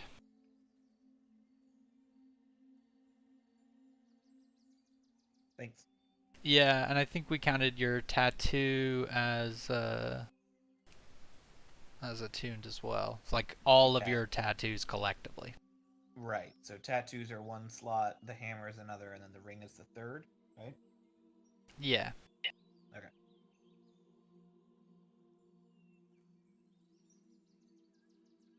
Yeah. Okay. God knows we don't need Damon getting more AC. Christ. You gotta grapple him and shove him to the ground before you can even hit him. And then he just blinks away. So that leaves, like, at least among other things, his armor, his maul, and the dagger for sure. That I Yep. don't know what we want to do with.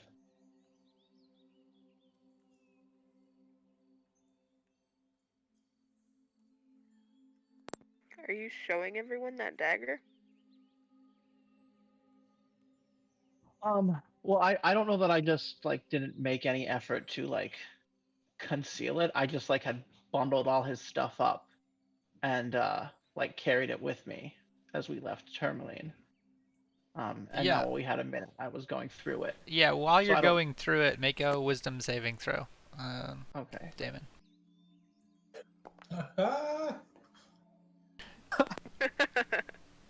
You think that it has something to do with Mechanus and with like you finding out something about your soul and where you came from, and you feel compelled to grab it and to attune to it. Oh, okay. Then I'm not attuned to this ring of fire resistance. And then I will say, no, I don't think I would have shown anybody. I would have just like slipped it into my cloak of protection, so that nobody else would feel like I want to attune to that or Sneaky. I want to claim that. I'm just gonna be like, this is the thing I want to remember DeMarcus by. So I'll just take this one and let everybody else pick from everything else. Yeah, you get like one of those Bilbo moments where like, well, why shouldn't I keep it? Yeah, It's mine after exactly. all. I found it. Like, This is all Missil's fault. I just want to make that clear. Yeah, the stagger doesn't have a very good track record for. He's beyond your judgment now. Just working its way through the party. But Damon's pretty indestructible, so. Yeah. We'll see. Okay, so I guess Mel and Hannah joined. I didn't even think about that. They're in the hut with you. I guess at one point, Mel would probably come out and stand outside of the hut next to Taryn and say,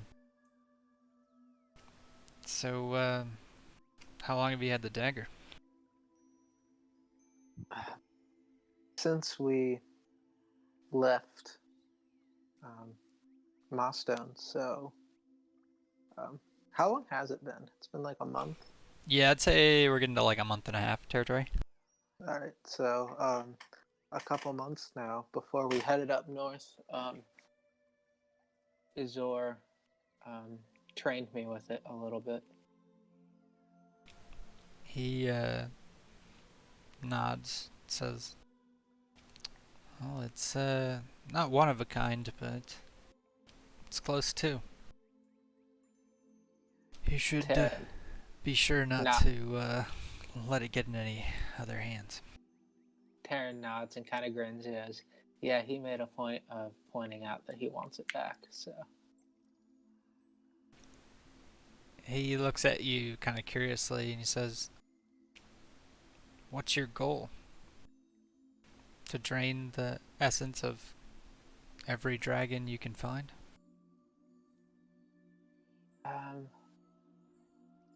No, guess my goal is the same as the group's, but it's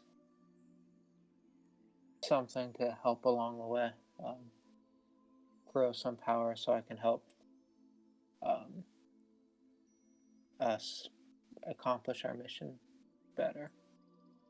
He kind of shrugs. He looks at you a little bit suspicious and he says, "And what is your goal? This seems like an instrument to get you to your end, but what is your end?" With the party, we need to find Arathator. He has something that belongs to the guild. He sort of looks you over, basically insight checks you while you say that. But since you're not lying, I guess you wouldn't need to roll. And he just says, "Well, I hope when you get what you find, the power you've collected doesn't go to your head." Taryn kind of nods and goes, "It seems wherever I go, there are always more powerful beings, so it seems unlikely that it will." He kind of laughs. He says, "Yeah, the world has a way of constantly humbling us, I suppose." That it does. And he kind of gets up to leave. Walks back inside.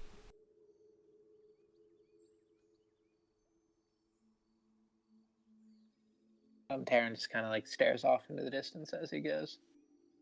And he's kind of like trying to meditate, but has no idea how. But he's just trying to like come to grips with the new power he's feeling inside of himself. Good point. Let me share it with you. Alright. I will drag it to your character sheet. Awesome.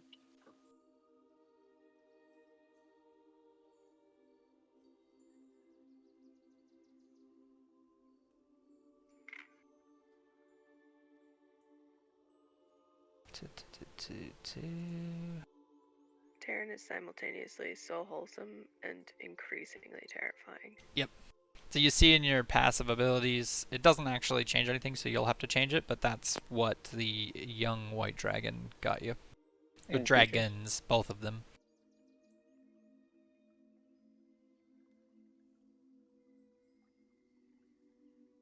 Oh, you can also see that I added little passive things for the other dragons, because they're going to start adding up, and I want to make sure we keep track of all of them.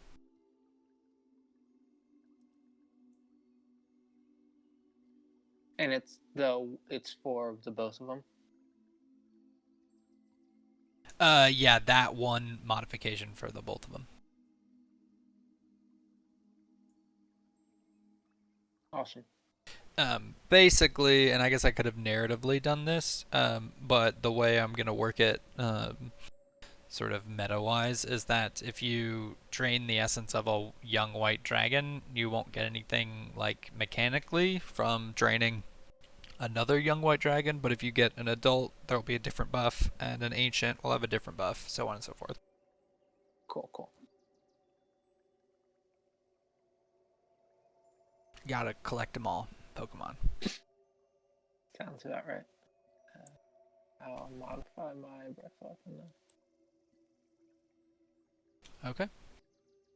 So, you guys have a short rest, and then you sort of have the second half of the day's worth of travel if you'd like to get going.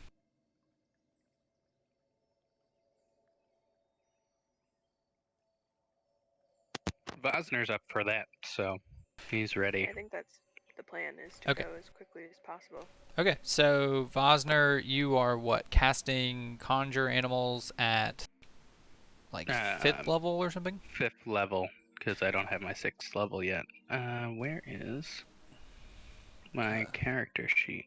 Oh, yeah, you can't. Let me... Hold on. Yeah, if you click on the tokens thing.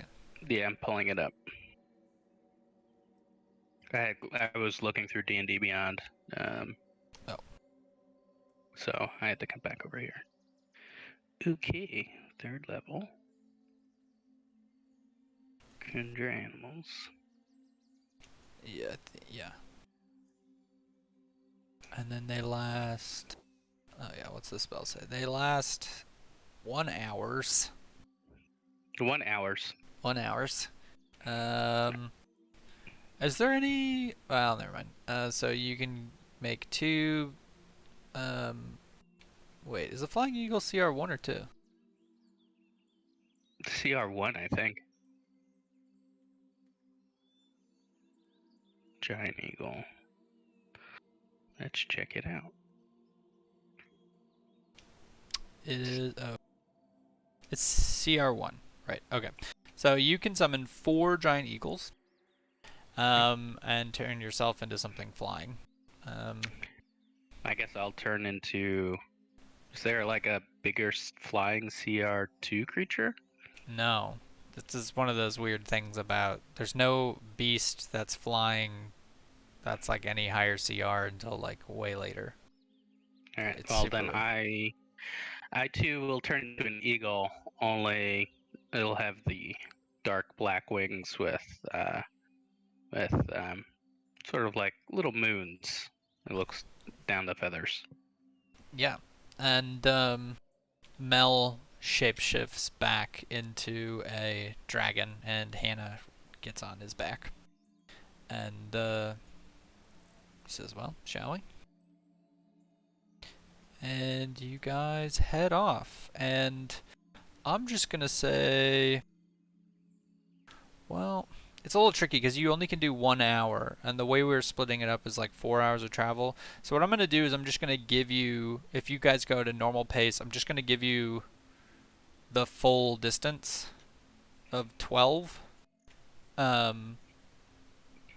I'm just not going to bother with the math. I'm just going to get you guys 12 miles with your 1 hour of flight. If that sounds reasonable. If anybody wants to do the math to argue for more, feel free, but... Nah. I mean, I could drop my form and cast it again, and that would... Oh! Yeah, okay. Let's say... I think that would be what you actually need to get to 12 miles, so... Unless somebody wants to crunch the numbers. Normally... fuck it, I'll do it in my head. Normally you could go 12 miles at 30 move speed. Now you're going to be going 60 move speed because you're still reduced because Damon's weighing down one of those birds. So technically you could move 24 miles in a 4-hour period, which means if you were flying for 2 of those hours, you could move half of that, which means 12 miles. All right. I feel good about myself. Yeah, you burn 2 5th level spell slots, but you are able to travel, basically almost single-handedly carry the entire group all the way to the middle of nowhere, I guess. As you guys sort of fly through the airs, you get up this high. It is super cold. Very frigid, but also really beautiful. And let me throw you to a scene. I've got 10,000 of them. Might as well. I had like graphic, beautiful scenes for walking around Bryn Shander too that I like just forgot. I've got so much shit prepped.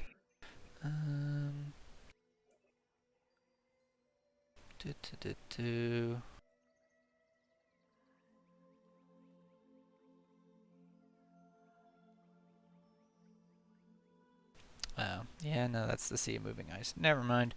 I guess you're just flying over the tundra. Sorry for no art. And then you guys come to a landing, and we'll say that now it's in the evening, like 8 or 9 p.m. And Cool. it is frigid cold. I will, once again, over 10 minutes, construct a tower.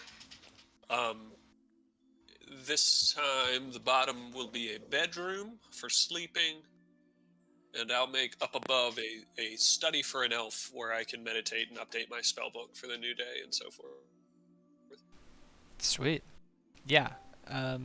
So you guys sort of like after a long day of travel, sort of all rush into the room and find a cozy room full of lots of little beds for everybody to sleep in.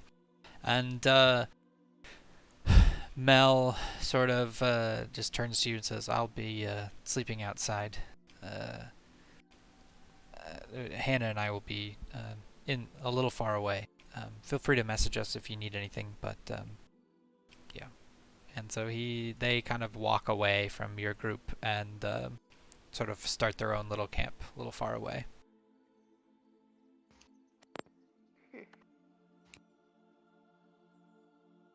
Is their camp built for survival in the far northern plains? You get the feeling that it doesn't bother either of them. Okay. Strange. Strange little people.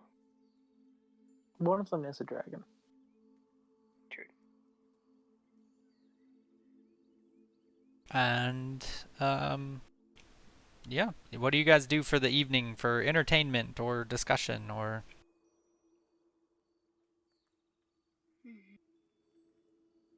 Izzy would probably send a message to her dad, just letting him know that Tourmaline was spared and that they are traveling to Kuldahar. Do you say just that exactly? And, I wish that I could come home, but it is going to be a while. He responds and says, "Oh, I'm glad to hear it. I didn't know what had happened to you. Rayner's claiming that his men were victorious in stopping the attack. I figured that was a lie."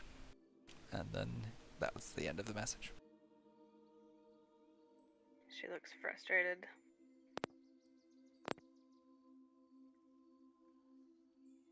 Just kind of like scoffs.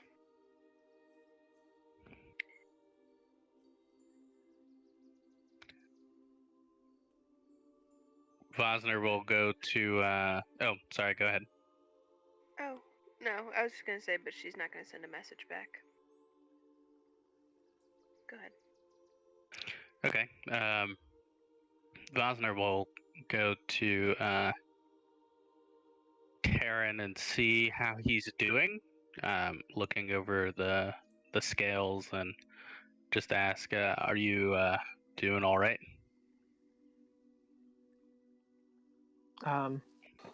He kind of nods and goes, "Yeah, a little shaken up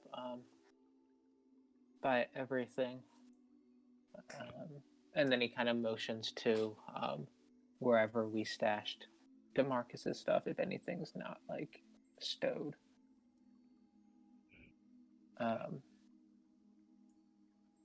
But I'll be fine. Yeah. Are the dragons taking a toll on you? It kind of drained you earlier, but do you feel any different?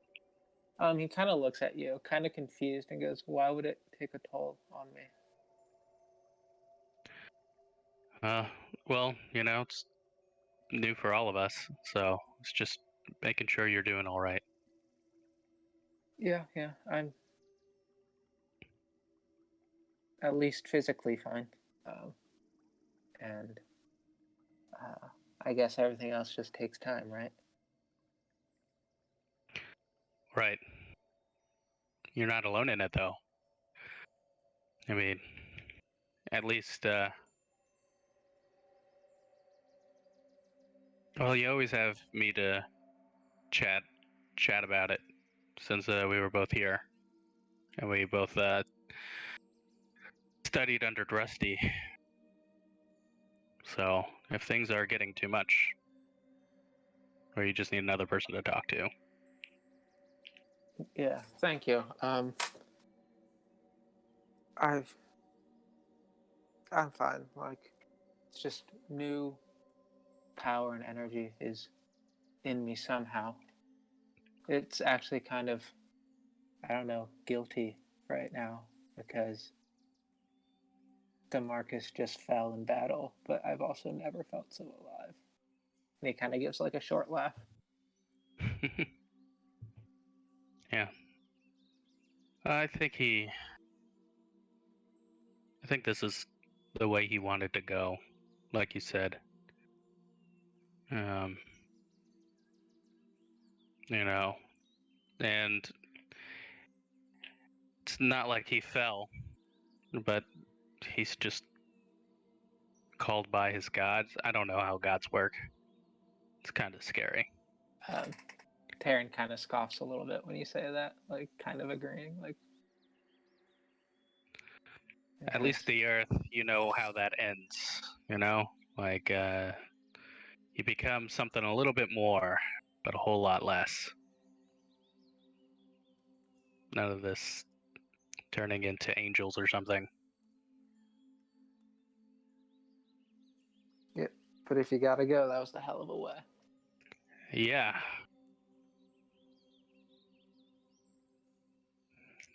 I guess, I always thought I would be, you know, some really nice compost for flowers or something, you know? Fertilize a tree. Maybe I need to reassess my goals. Dream a little higher. True. I don't know. Are there windows in the tower? Yeah, I mean, I guess it's up to Dylan. I was imagining it having like small slit windows. Yeah, that would work. And then Taryn will kind of point out one pillar towards the giant tree and go, maybe some trees could, maybe you could fertilize giant magic trees instead. Yeah, maybe. Yeah, I don't know what this moon goddess wants. It seems like the rest of the gods seem upset with whatever's going on with the dragons or even the Shadowfell. I don't know what to make of all of it.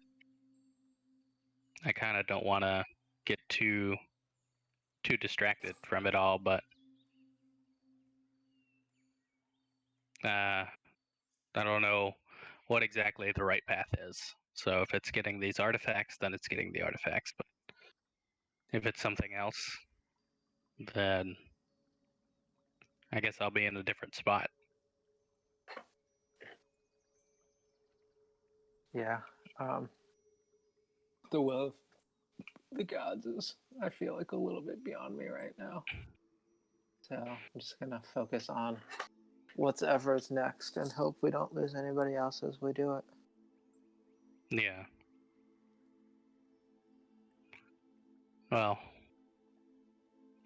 with a time wizard, I kind of look around the room. Our party's getting stranger and stranger. But maybe we'll see it coming the next time. Maybe. Well, I wouldn't say we're getting stranger and stranger, though. Like, the Time Wizard came right after we lost a gnome. yeah. That's true. I'm gonna miss those weird mechanical things. Paco really seemed to like Morty. Yeah, it was weird fighting giants without one.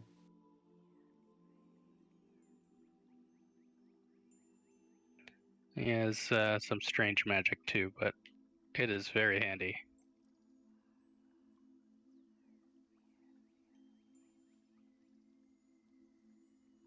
Alright, well, I will leave you be. And I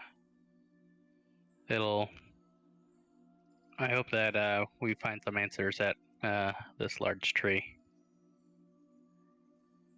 Yeah, I hope you do. Thanks. And he'll kind of go off. Okay. So, anybody else having conversations?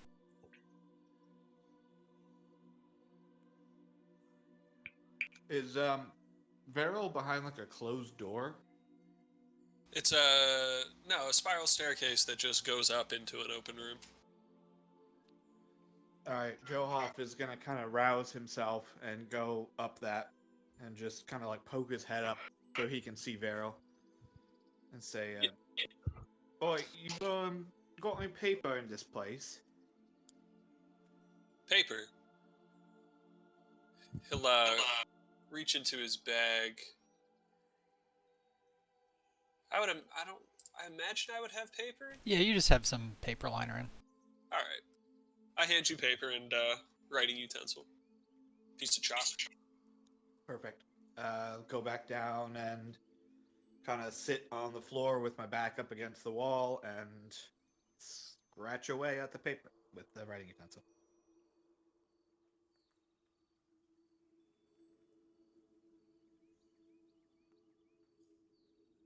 What's Isolde doing? Just kind of watching everyone. She's doing her usual thing of trying to monitor morale and make sure everyone's doing okay. But she's resting.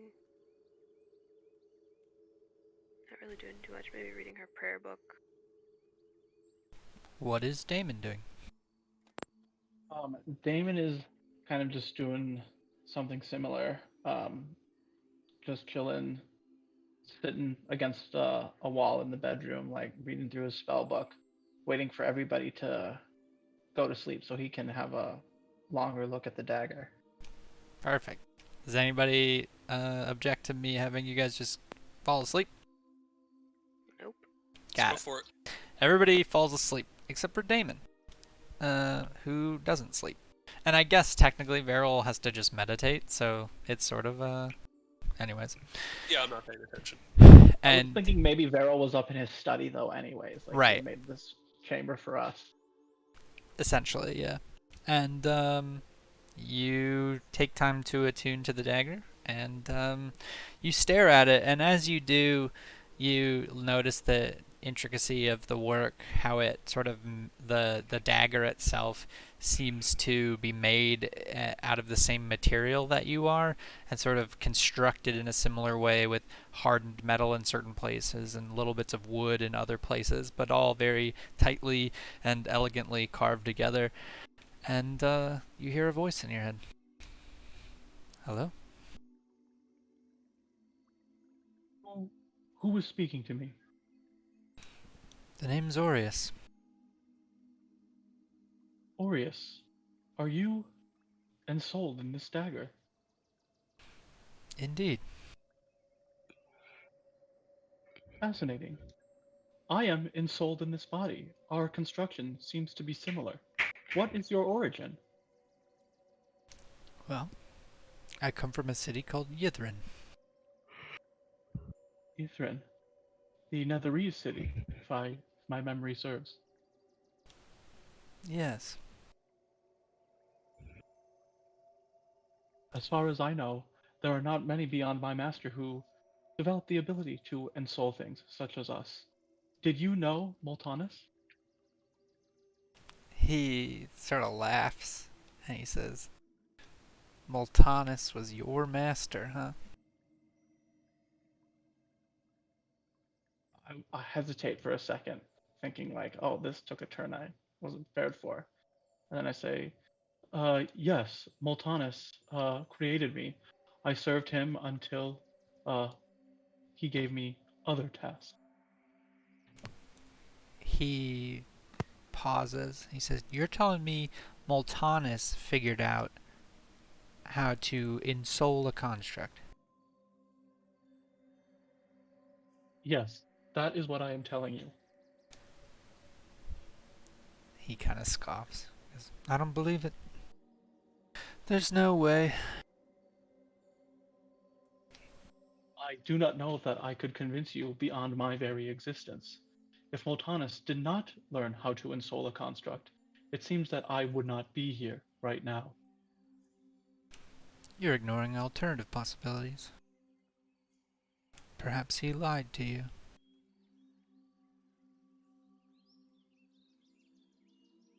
Had he ever deceived you before?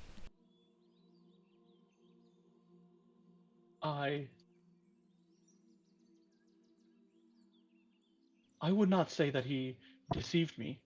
There were times when certain information was unnecessary, perhaps dangerous to have shared with me, but he never deceived me as one deceives one's enemies. Sounds like a justification to me.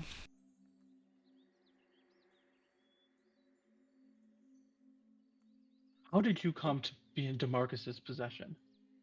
What was he doing with a dagger of the Netherese Empire? A dagger tied to Mechanus somehow. The dagger shifts forms in your hands to be a dagger to Kellenbor. And then it shifts again into a artificer's utility knife. And he says, "People grab what they want to see in the world." I think, at that point, Damon would feel an impulse to, tell Isolde, if no one else, that, there's something going on here. So he might, get up to go rouse her from her sleep. Yeah, so here's what I'll say. I'll say that the first check you'd have to make is to remove the dagger from your possession. As soon as you go to talk to her, you feel with its presence near that you cannot speak the words that you're trying to speak. Okay, so am I rolling 2 wisdom checks, or is it Yeah. it's not something I can do even? You can roll a wisdom check to try to remove it from your possession. Basically to drop it, but in sort of an intentional way. You cannot seem to let go of this thing. I will ask it. Why can I not set you aside? Because I need you. It strikes me that the rest of the party has needed you at various times, and those members that have are now gone. Quite I unfortunate. don't think I would like to be needed by you. Perhaps I will act counter to whatever your deeds are. Perhaps you'll try.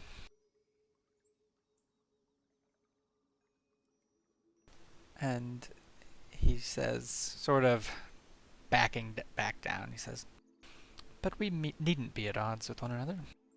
There's nothing that prevents you from helping me while you carry out your mission." What do you know of my mission? Well, having spent the last 2 weeks in the heads of your various compatriots, quite a lot, actually. In fact, I can actually hear in this thing. This is kind of miraculous. Very well. I will hold off on any rash action, but I am wary of you, Aureus. Please do not try anything that would cause harm to my companions. I would die for them if it came to it, and that remains true in your case as well, regardless of whatever hold you think you may have on me. Well, our fates are tied. I have no interest in your demise, as it would likely leave me somewhere in a ditch for 1,000 years. And I've been there before. And he sort of pauses. He says, but the more interesting question is, can you even die for someone? Is that something a construct can do?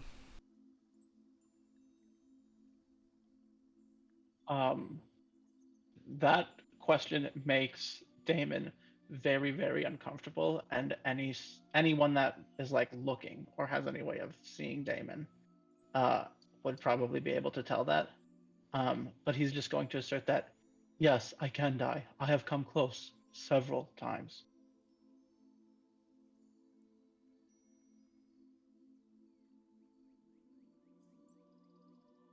Sorry, I just read Tim's message. He says, yes, well, you've been close to something, but I'm not quite sure what it is. Well, hopefully we don't have to find out. We can resolve our issues, and you can help me, and we can go our separate ways. Yes. Quickly then, what is it I can do for you? He sort of jumps on that. He says, the city of Yithrin. It is not destroyed. It is here, in the north.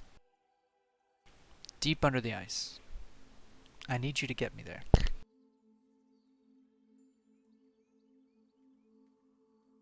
I am traveling with a group here. I cannot simply dictate the direction we go. Then tell them there's a magic staff in there that you need. I don't care how you do it. We just need to get there.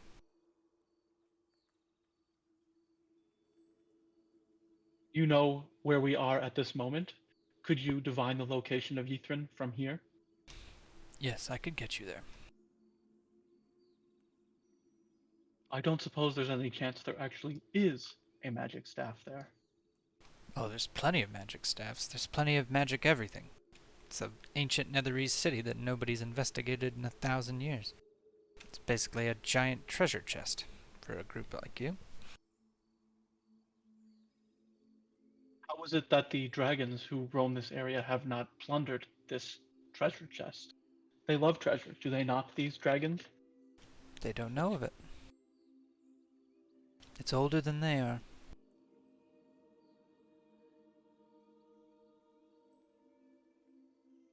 He says... Supposing... Oh, sorry. Go ahead. No, he says... Very few have made it there. And very few have survived to tell the tale. He says, but... I bet, I'll have a solution to your, ensouled construct riddle, if you can get us there.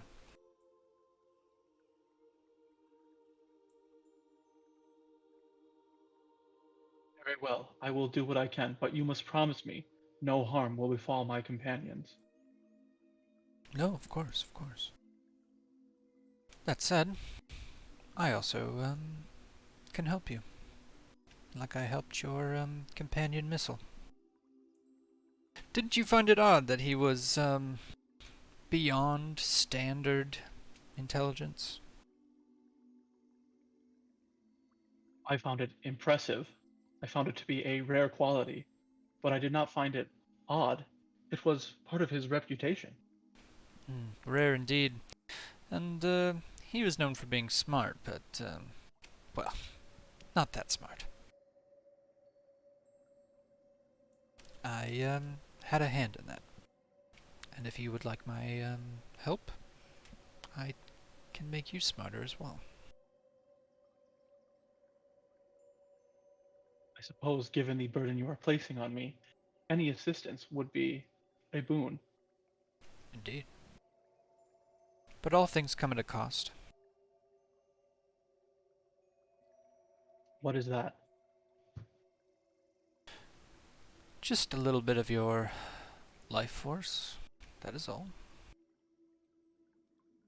My life force. If I cannot die, what use is my quote-unquote life force? Precisely. You're not using it. You don't even need it.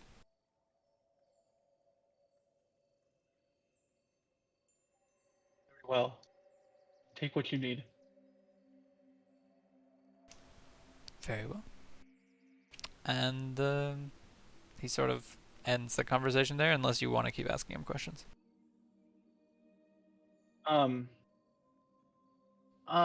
No, I think like before he leaves, I may, in a moment of just like random compartmentalized thoughts flying around, might ask, "You seem to know much. Do you know of krakens?" Yes, I know of krakens. Perhaps we can discuss them and the plague they have on this world some other time. That would be of great assistance to me as well. Well, I'm happy to share everything I know. Very well. I will rest now, Aureus. I have a big day ahead of me, it seems.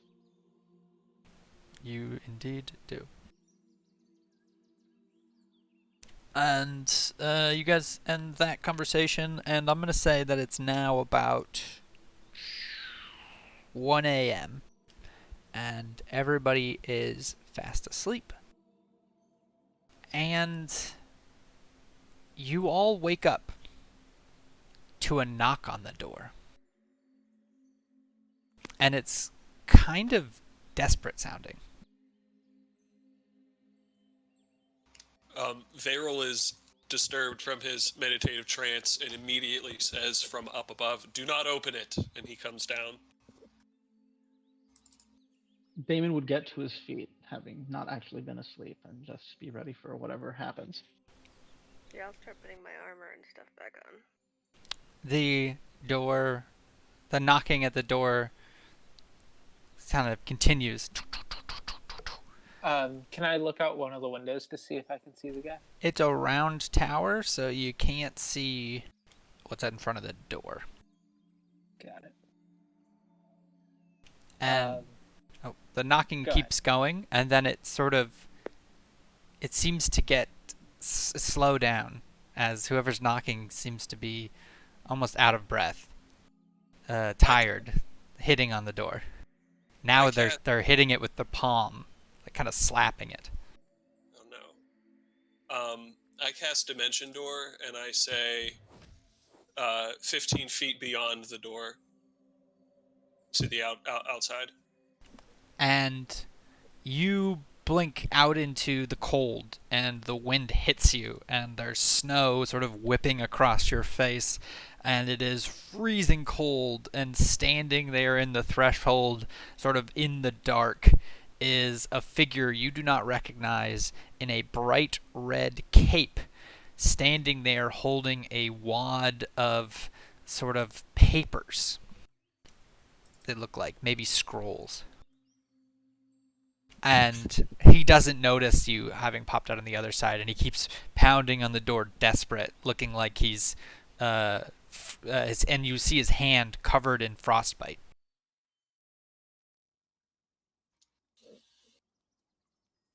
I say, identify yourself.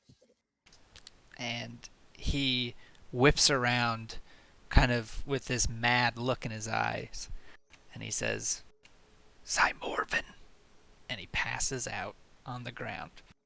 And I think that's where we're going to end it for today. Jesus. Wow. What the fuck, John? Got too much time on his hands. This is great. Wild. Throw the dagger in the ocean, Damon. What's that? A sound from the beyond? Like, the dagger's journey is gonna end when Damon's just like on the ocean floor hunting krakens and gets killed, and it's just gonna be stuck in like the Marianas Trench at Farim. Yep. Yeah, and ultimately that will be for the best.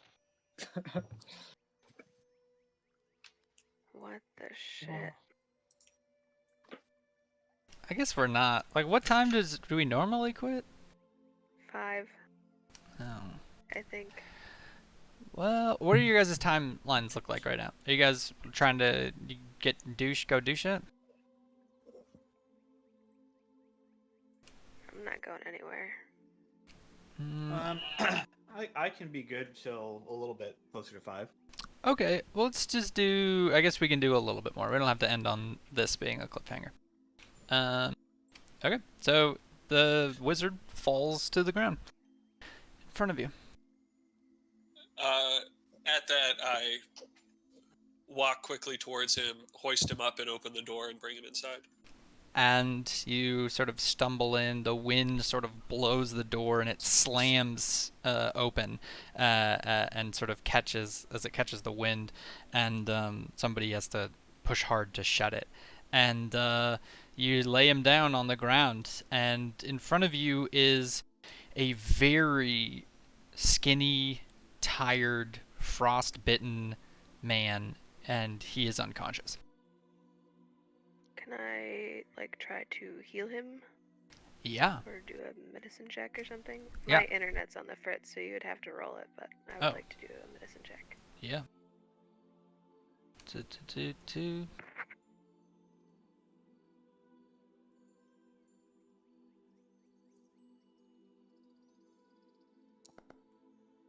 Holy medicine. You discern that he has malnutrition, has hypothermia, has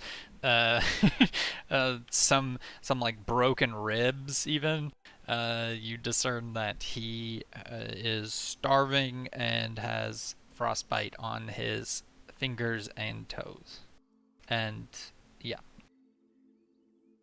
Dang. So does it look like he's been attacked if he has broken ribs and stuff? Maybe, or at least he's suffered some serious, crushing blows. Yeah. Alright, I will try to do what I can to tend to those wounds and use healing magic to hopefully save his frostbitten fingers and stuff like that. Yeah. So you're able to, with your high-level magic now, quite a lot. I mean, you're able to undo, what seems to you like maybe a week's worth of severe cold damage done to him. And he's still sort of out of it as you're healing all of his wounds. So he's still unconscious. But he might be rousing soon in case you guys want to have a talk before then. Who is this? Did you He get a said name? Cy Morven before collapsing. That's impossible. It is the case. What would he be doing here?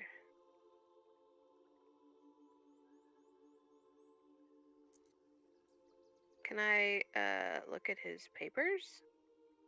Yeah, make an Arcana check for me, or do I need to do it for you? Yeah, sorry. I'm trying. I'm like reloading into the system right now. Okay. Yeah, you're just able to parse that they are spell scrolls, handmade on like very roughshod paper, sort of like contraband spell scrolls. Whoa. Would I be able to discern that as well? That they're Yes. like forfeited? Okay. Upon seeing contraband spell scrolls, would I be able to cast a momentary stasis on Cy Morven as he lays there? Yeah. What's that do again? I will throw it in the chat. It's like hold person, but it's just... Oh. Yeah. He cannot do anything. He's just incapacitated. Okay. Just in case he, like, wakes up and is trying to get funny. Oh, but he eventually can succeed, right? The saving throw? I think so, yeah. Yeah. So it's just like a until he succeeds it sort of situation? Let's go with it. Yeah. Okay. So he's, as far as you know, because he's incapacitated, he's just totally out of it, and you've sort of frozen him in time best you can. That sounds right. Just to keep any funny business if he comes back. Yeah. Do you know anything about Cy Morven, Vero? I don't believe this is a name I've heard before. He's been missing. for, I would say, at least a month, maybe more. You know this wizard? Not personally. We had an encounter with some giants that were attacking his halls, but he was already gone. There are claw marks on the roof, too. I wonder if he was taken by something. What size were these claw marks? And she'll look over at Vosner. Quite large, right?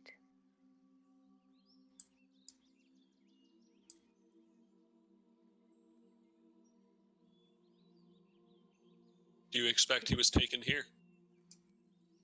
I don't know what to think. I think I had assumed that he was dead.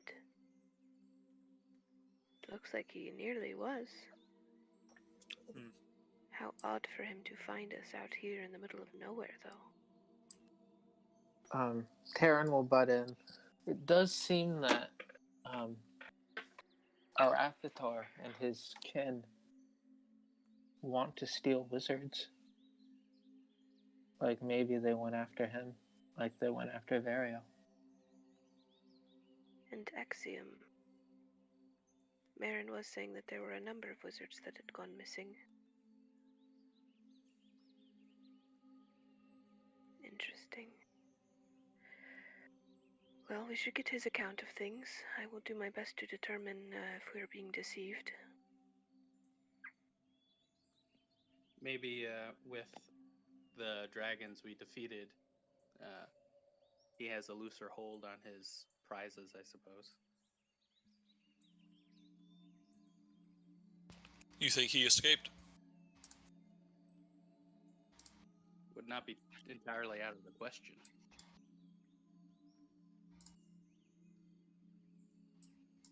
Would Vosner remember the size of the claw marks on the building when he was flying around?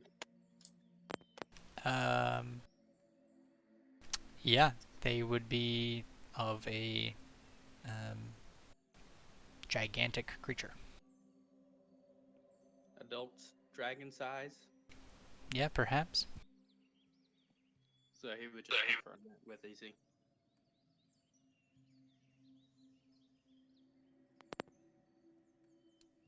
Let's wake him and give him something to eat.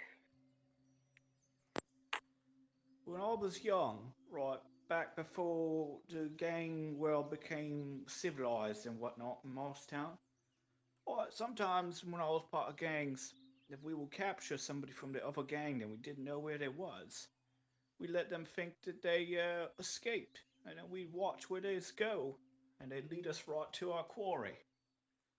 I'm not saying he didn't escape on his own, but I think maybe caution should be exercised right in case this is a trap.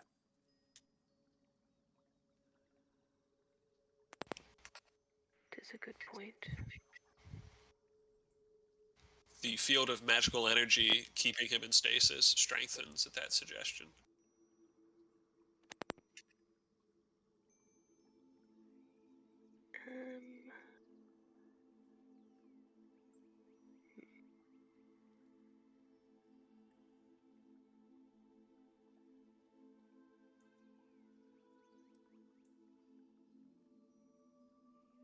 I suppose we shouldn't forget that whoever had him might be able to scry on his location. Is there some way to keep that from happening? Not that I have.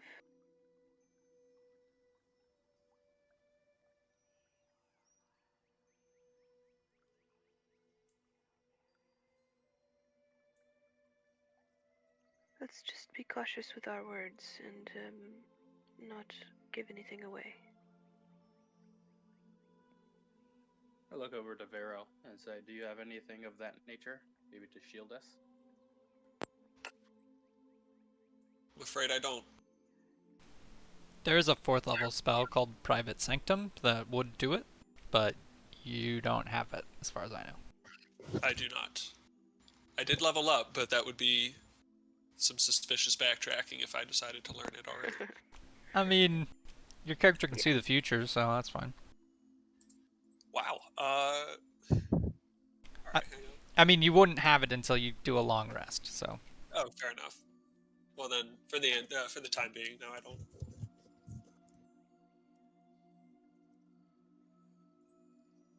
Izzy will pull some food out of her bag and get some water prepared and tell Veril, you can release your magic on him.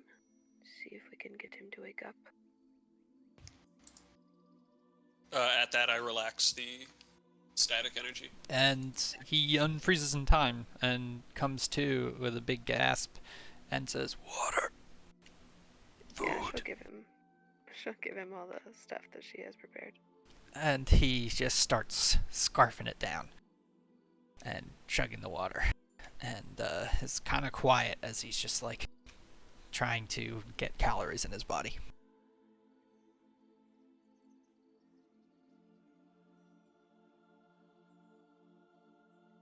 She'll watch him just, I don't know, cautiously.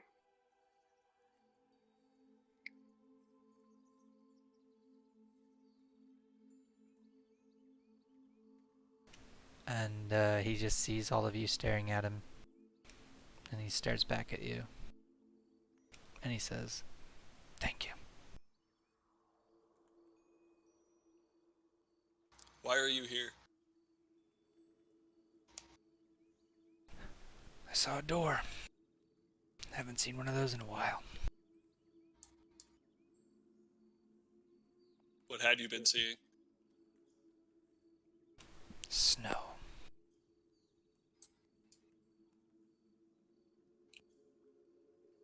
Where did you come from? He sort of looks at you to gather whether or not you'd believe him. And he says, "The sea of moving ice."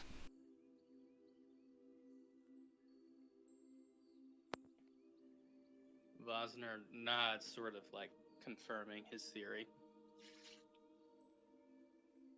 So, I take it you may have run into a dragon recently. He laughs. "Run into one. I lived with him." Which?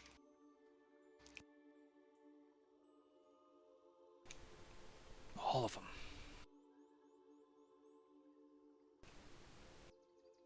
You will need to be a bit more forthcoming, I'm afraid.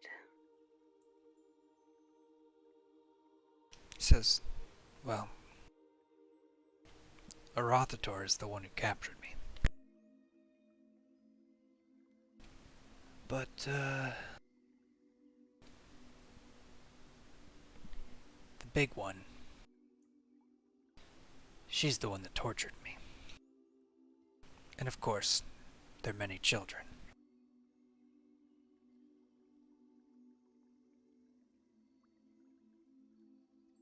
What color was your Taryn torture? will Oh, sorry. say, the big one, was that the ancient? He nods. And they're together in a lair? Yeah. Could you indicate it on a map? He's sort of like in between bites of food, nods. She'll give him this map that her dad gave her with all the territories drawn on it. And he puts a little X on this large glacier in the sea of moving ice. This is about there. Were there others in captivity with you? Yes. How many? There were more when we started. At least when I got there. Now there's probably only 3 left. Maybe 2.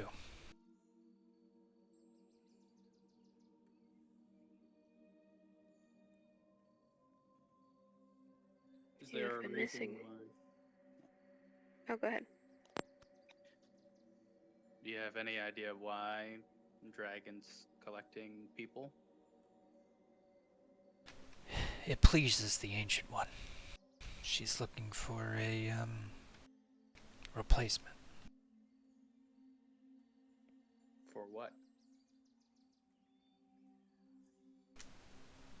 She used to have a dragon rider. Right on her back. Into battle. Hers died about 100 years ago. It's been sitting in that saddle on her back since then.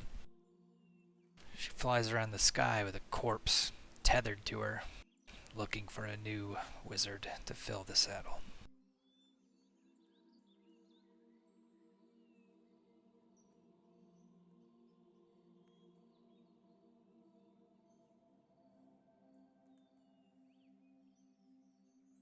He sort of looks at all of you and then says, "You're not planning on going there, are you?"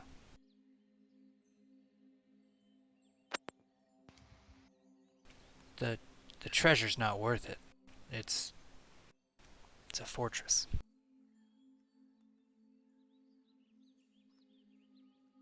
We're not really treasure hunters. But we are looking for something. Taryn will shoot Vosner like a warning glance. Like a shut up, don't tell anymore type look.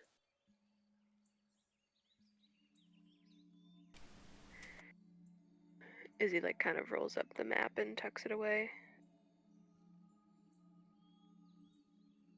You know, you have been missing for probably a month and a half now. There are a good deal of people worried about you and the other wizards that have gone missing. Yes, well, can't really get in contact with them without my spellbook.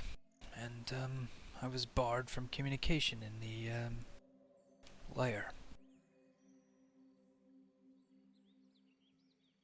Where is your spellbook? I'd imagine somewhere in my study.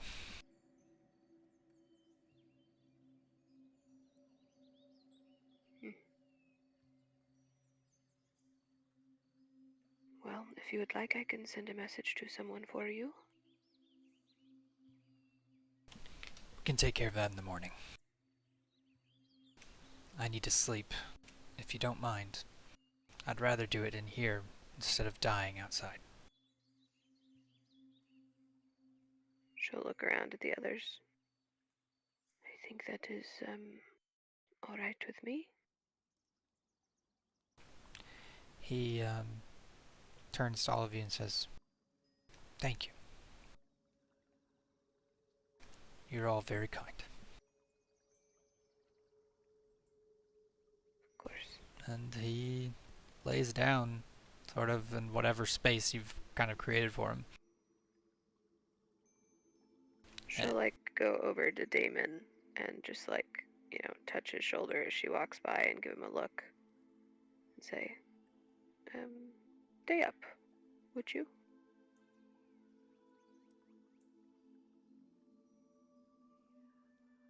Damon will look back at her and just nod.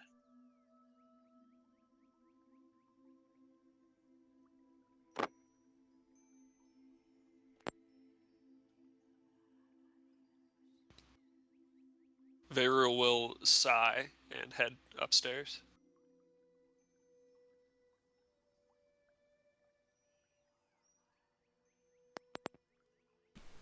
Yeah. She'll take her armor off and go back to sleep.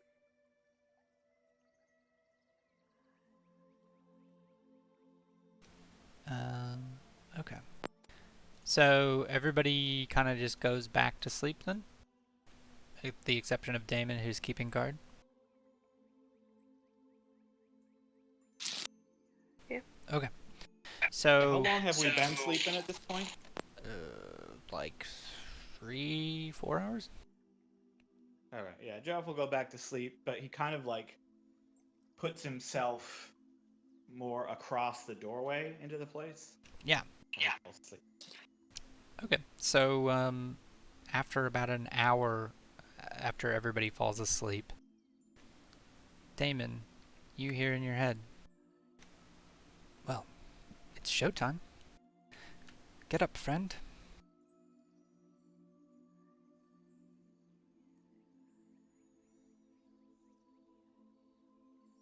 Does Damon get up? Yeah, I suppose stand up slowly, trying to make as little noise as possible, and then try and ask quietly, "What do you mean it is showtime?" He says, well, it appears our journey's coming to an end. It was short-lived, and frankly, you are one of my favorites, but I need to hitch another ride. And he, you feel yourself basically pulling the dagger out and walking over to Zymorvin. And unless you try to resist it, you are going to hand the dagger to Zymorvin. I will try and resist and like draw anyone, like ideally either Isolde or Veryl's attention to this, but really anybody else to be like, there's something wrong with this dagger before I just hand it over and it's gone. Okay, make a wisdom saving throw. Holy shit. Hey. You resist the pull to pull out your dagger and give it away. He says, well, that's interesting. I thought you wanted to be rid of me. I do, but I do not like the idea of doing it on your terms. As you're sort of whispering that to yourself, Zymorvin looks up at you. And you see... he sort of like looks at you and looks at the dagger, which is sort of out in front of you. And you see a look in his eyes of like pure horror. When he sees the dagger, he looks like he's seeing something that has been chasing him and traumatizing him for years, like just a nightmare. And as you're kind of standing there, unwilling to give it up, you also see him involuntarily struggling not to reach for the dagger, and now it's in both of your hands. Sort of, you're both holding it there. What do you try to do? I think, I might try to ask Zymorvin what this thing is, what he knows about it. He looks at you and says, my mistake. And he tries to grab it from you. Yeah, then I'm going to try and rouse whoever is like nearest to me, and tell them that like something shady is going on.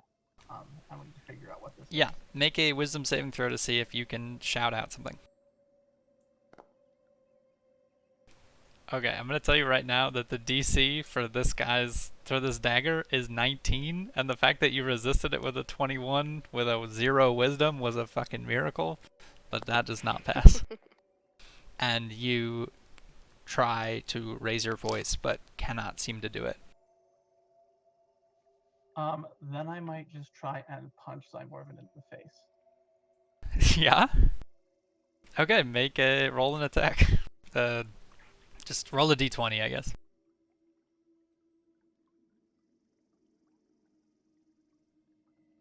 Actually, yeah, okay. So you go for the punch, and he ducks out of the way, and he's still holding on to the dagger in your hand. Make a... Let me see. Look at his stats again. At what point might I be able to hear this happening? It's all being very quiet because the dagger is insisting that Damon be quiet. I see. Yeah, Can I do something like if they have like beds that are like with like blankets on them that they're sleeping in, can I use like psychic power to like rip their blankets away and try and wake people up? Yeah. So I'm gonna say you rip all the people's blankets around you off the beds, sending them flying in the air. And so there's this big gust of wind or gust of psychic energy, and everybody sort of half rouses as Zymorvin looks at you and grabs one of the wadded up scrolls on the ground that you guys have not investigated and says something, and instantly you and Zymorvin are blinked outside via dimension door of the into the cold. And it is like pitch black still, and the wind is blowing, and the two of you are standing outside of the tower 500 feet away in the cold snow. Am I able to try and counterspell that, or does it happen too fast? It's a good question. I'm gonna say, let's see, what level was that? Dimension door.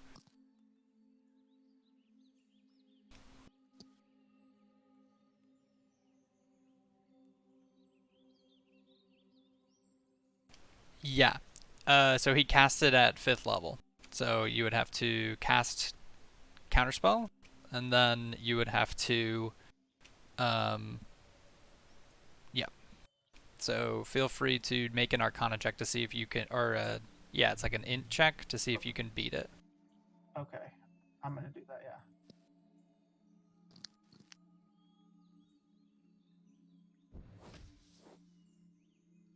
Casting spells is loud, right? And you try to counter it, but I guess it's only a willing person gets to come through. So here's what I'll do. I'll allow you to, knowing that you failed to counter the spell, I'll allow you to be a willing creature if you want, because you're touching the dagger. Yeah, because otherwise he's gonna get the dagger and take it. I assume. Yes. Yeah, then I will go with him. Okay, so you both find yourself outside in the snow with it just like flying sideways against you in the wind. And he just looks at you and says, "Free yourself."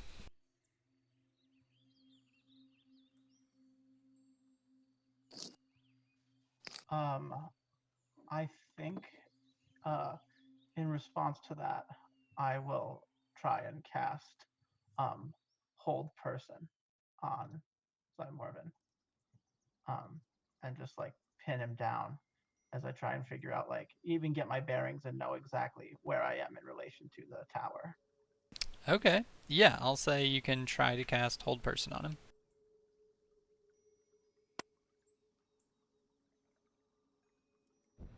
Casting spells is loud enough for other people to hear, right? We can't. Yeah, but now they're outside 500 feet away. So, like, what happened was basically all of you were woken up immediately by the. I mean, like, you sort of roused, I guess, slowly from the thing, but then the spells went off and it was loud in that small chamber. And now all of you are sort of clamoring to get your shit together. But now he's 500 feet away from the hut. In the blizzard where it's like the visibility conditions are super low. And it is a wisdom saving throw. Correct? Yeah, that's correct.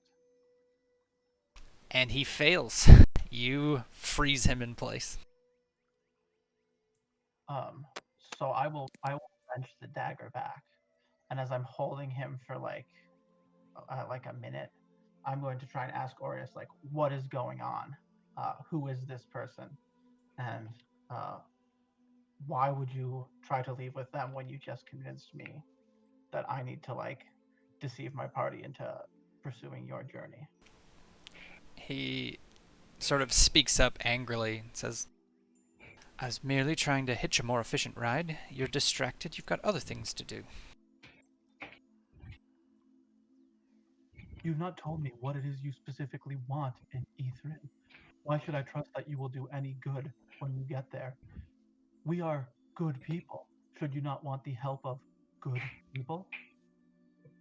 Good people are easily distracted. Now give him the dagger. And he's going to try to force you to give him the dagger again.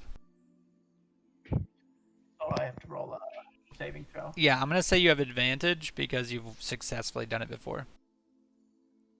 All right. It's up to you when this Oh would pick my up, but god. You resist giving Jesus. him the dagger. And that's enough time for him to make another wisdom saving throw to see if he breaks free, which he does. And he's going to grab one of his spell scrolls sort of wadded up in his pocket, and he is going to cast the same spell back on you. So to do a wisdom saving throw. Can I do a counter spell? Yes, you can do a counter spell. Okay, I'm doing counter spell. I'm doing it at level 4 because it's the only spell slot I have to use for that. Yeah, he's frustrated by that, and then he kind of runs at you again. I am going to can I see where the tower is? Yeah. No, you can't visibly see it given the Do I precipitation. have any idea which direction it is? You don't know actually what direction he teleported you. Okay, that's what I thought. I think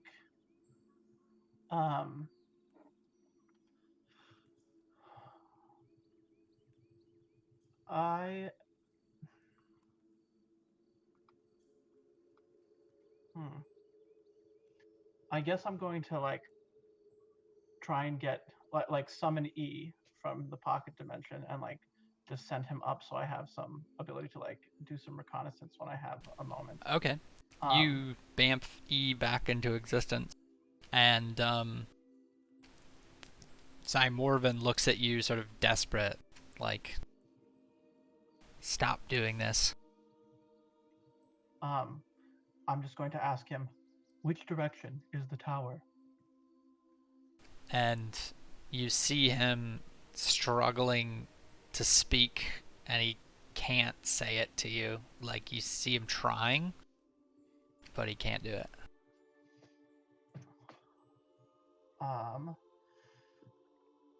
I will pull my I will take out my greatsword, and light it up, and see if asking in a more intimidating pose helps him find his voice.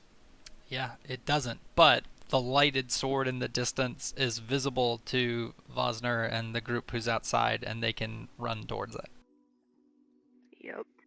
And they start to, but it's still far away. It's going to take a long many rounds to get there. I'm going to cast Dimension Door to get to where Damon's at.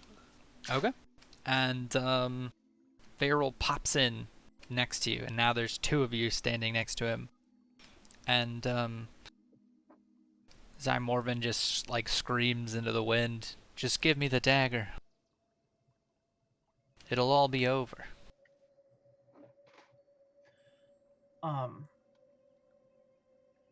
I think if I can turn to Veril and ask, do you have a way of incapacitating this man? At that, if I'm able to cast Momentary Stasis. Yeah, he will make a wisdom saving throw? Constitution. Okay. Yeah, I think it's only for a turn though. Yeah, you freeze him in time for a turn.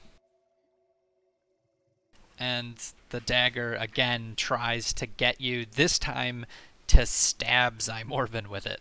Just to get you to do anything. Make a wisdom saving throw, this time not with advantage. Yeah, so you are trying to resist the urge to give it to him. Aureus comes up with this strategy to stab the the blade into him, and then making you let go of it as it stuck in his chest.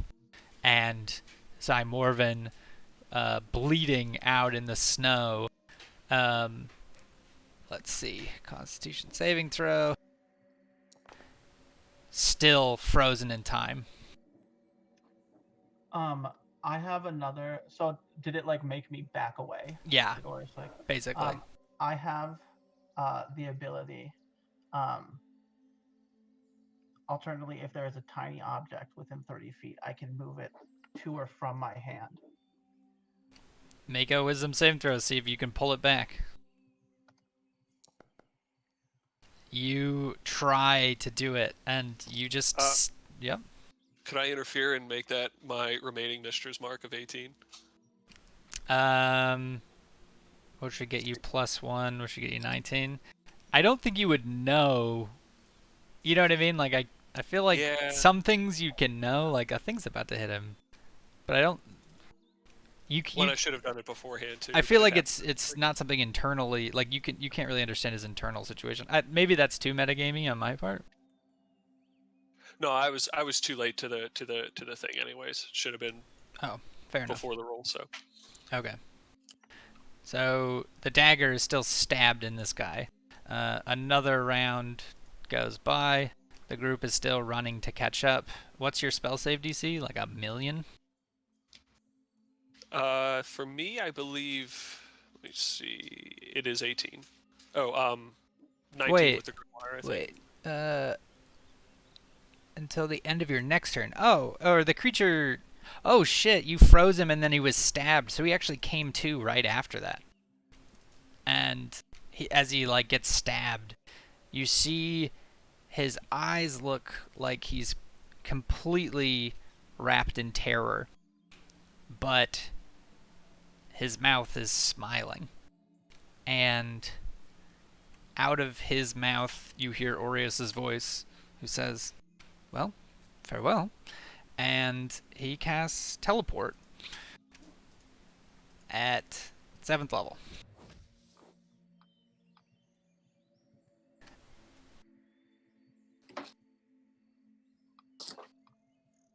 Yeah, I can't do anything about that. So. Well, shit. And you do not see Aureus, but you are now, Zymorvan, but you are now standing out in the cold. Farrell just watched Damon stab a guy and then him blink out of existence. And I guess that's where we'll pick up next time. Nice. Fitting. That was gnarly. What an eerie last 20 minutes. That was insane. Mm-hmm. Mm-hmm.